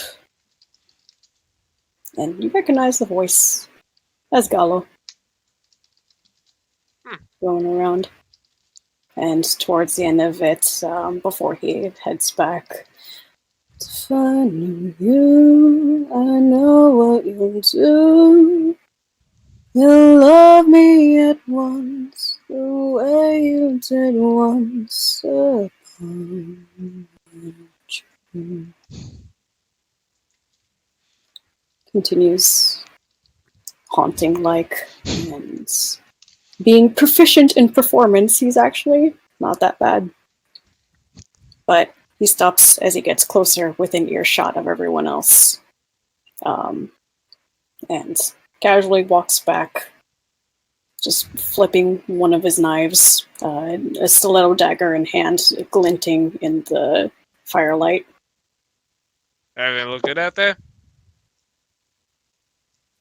Picking meat Oh. out of his teeth. What did Moonstone say? Everything look good out there? Stares at him. Yeah. He doesn't seem to be paying you much mind. He looks like he just knows you walking back into camp. All right. Given that Gallo assumes that he wasn't being listened to, he will casually walk over to see what those two are doing. If it looks nerdy, he's going to go over to the other two. Well, they're working on alchemy sets, so. Yeah, he'll step by, and he will just he puts his feet forward, together, leans over, sees that it's an alchemy set, things that he doesn't understand nor cares for, pivots his heel and turns to the others, to Mr. Cook and Mr. taking meat out of his teeth. Gallo, you're back. How was your little walk? It's alright. Air is fair. Saw a squirrel. Oh, it's nice to have them around. By the way, you're you feeling cook hungry yet? What'd you say, sir? Sorry. Can you touch them too? Grotus turns his head at you and goes, well, you could, but they're really not worth the effort. That's Oh, a no. lie. I know I a was- whole group of people that go squirrel hunting and get like a whole string of them and make soup. Oh my god. Like in person. I know this guy. my I God. do know people eat squirrels, but really, they're not. You can. I just don't Yeah, think use a it's. gun and it's just a 22. Just pop, pop, pop, pop, pop. Yeah. Piles of squirrels. Squirrel soup. Exactly. I think shooting them with bows and arrows and trying to hack at them with battle axes might be a little more effort than it's worth. God, he just looks at Xavier and just, I mean, technically you could, but given this party, it'd be better to bigger game, bigger people. Fair enough. Anyways, Yeah, Gallo, yeah. go catch, and Huh. Grotus will toss you a chunk of meat.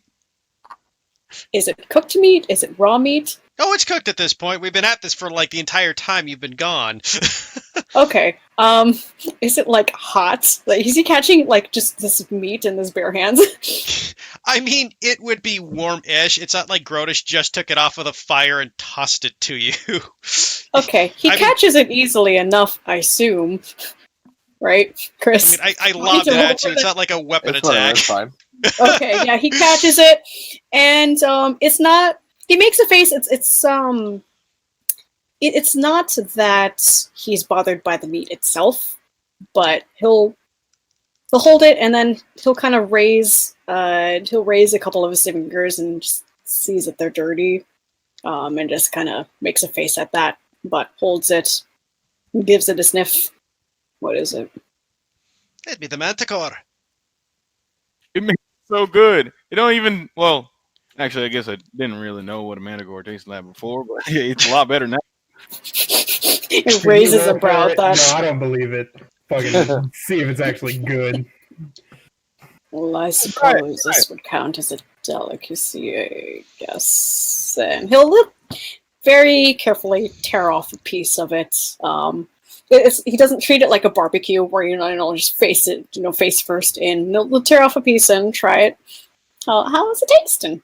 I mean, it would probably taste very much like a honey barbecue flavor with the pepper and crack. Because, like I said, a lot of the gaminess would be gone, and he tripled down on getting rid of it. So it'd be fairly tender, considering.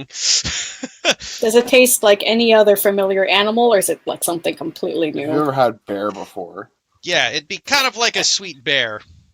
Has he had bear before? I mean, One this would is hope more for no. you, Zaku. We can go get you bear here in a little bit. Yeah, Fuck. I mean, I've eaten bear before. Bear's actually pretty good if it's done right. Really? Yeah, bear can be very tasty if It's it's still done right. like really a tough meat, but It's Yeah. tough, but that's why I said if it's done right. well, even Like, if put it's it done in- right, like even to a degree with the Manticore meat, like you can't erase what it is. Well, no, I mean, it's tough, but it can still... I mean, tough isn't the same as not tasty either, though. Tough just means you gotta chew it. Okay. Well, I mean, I well, imagine if you put it in a slow cooker for like 8 hours, it'll melt. That's the general way for preparing it is stewing it. Yeah. Yeah. either way, it's delicious, and Gallo will make a face that is approving. Oh, well done. I've worked with worse meat before, but not much. Well, that is a skill to have, regardless if you're in the wild or not. And he'll continue eating, though he looks at his hands again and looks back at the two. Just the other plate. Oh, sure. Takes out some plates. Takes the plate, and they're still by the stream, so he'll look over to the stream, look back at the plate, considers it, doesn't go by it, and I guess takes a seat if there's like a stump nearby, and crosses legs and watch the two. I'm just saying, Grotus, with stuff like this, you're more than a caster than me, to be honest. Jesus. You really need magic for something like this. Just know how and a lot of free time on your hand, I suppose. You Still know, a if skill you, regardless. On a bug guy, Troy? Oh, of course. Go right ahead. Alright. You know, if you find the time and you can read and write, there's money to be made in cookbooks. He looks at Exotic beasts and how to cook them. Yeah, exactly. Some people do pay Uncle for that. Grotus's cookbook. First, you want to go into the woods and find the manticore. Now, it's best when they're best cooked when they're relaxed when you kill them. Otherwise, their glands will release Tighten a up. bunch of adrenaline. Yeah, it'll tighten up and it'll be a lot tougher. Best So if you to kill sneak them up when on they're one- asleep. Yeah. You might need a couple family and friends. It could be a great bonding experience. But, the opening up Grotus's new goal in life is open up a franchise, the Hydra Steakhouse, where he just has one Hydra that he keeps cutting the head off of to make head steaks. Or neck steaks. But very That's efficient. disturbing. It's I like Very it. efficient. That is a great cost cutter right there. Yeah, it's like it's an endless supply of meat. That sounds like something I'd give from. That sounds like fucking. There was a necromancer thing I saw recently that did something similar with a place called the Flesh Pits, and it was just for his own personal food store. That was essentially what he did, except he used troll flesh. Yeah, actually, Also I heard about a guy who played a half orc who had when they killed a troll. But this is back in 3 when a troll would regenerate from even like a small chunk. They just shoved it in a metal box so it couldn't grow to full size, and he would just rip out chunks of the metal box and reseal it so it couldn't regrow fully. I mean, I still do that. Trolls can regrow from small points. That's how they become more trolls. Yeah. Are you sure they wouldn't have He just a put up- box-sized troll? Well, it gets bigger eventually. It's a baby troll. Oh god, just But he locked it in a metal box so it couldn't grow properly. Just kept ripping out Ugh. chunks of it and eating it. It's like what the Chinese ladies did with their feet. You know, where they I wrap think them. I'm. I think Oh, I'm. I God. think I'm done for the night. Yeah, probably. Hey I'm man, I'm gonna just go saying, to bed. what's sick about eating Hydra meat? It's just a type of lizard. I'm gonna go. my I god. hope you all Hey, enjoyed. Chris. It was fun. Good Thanks for the night, game day, buddy. game.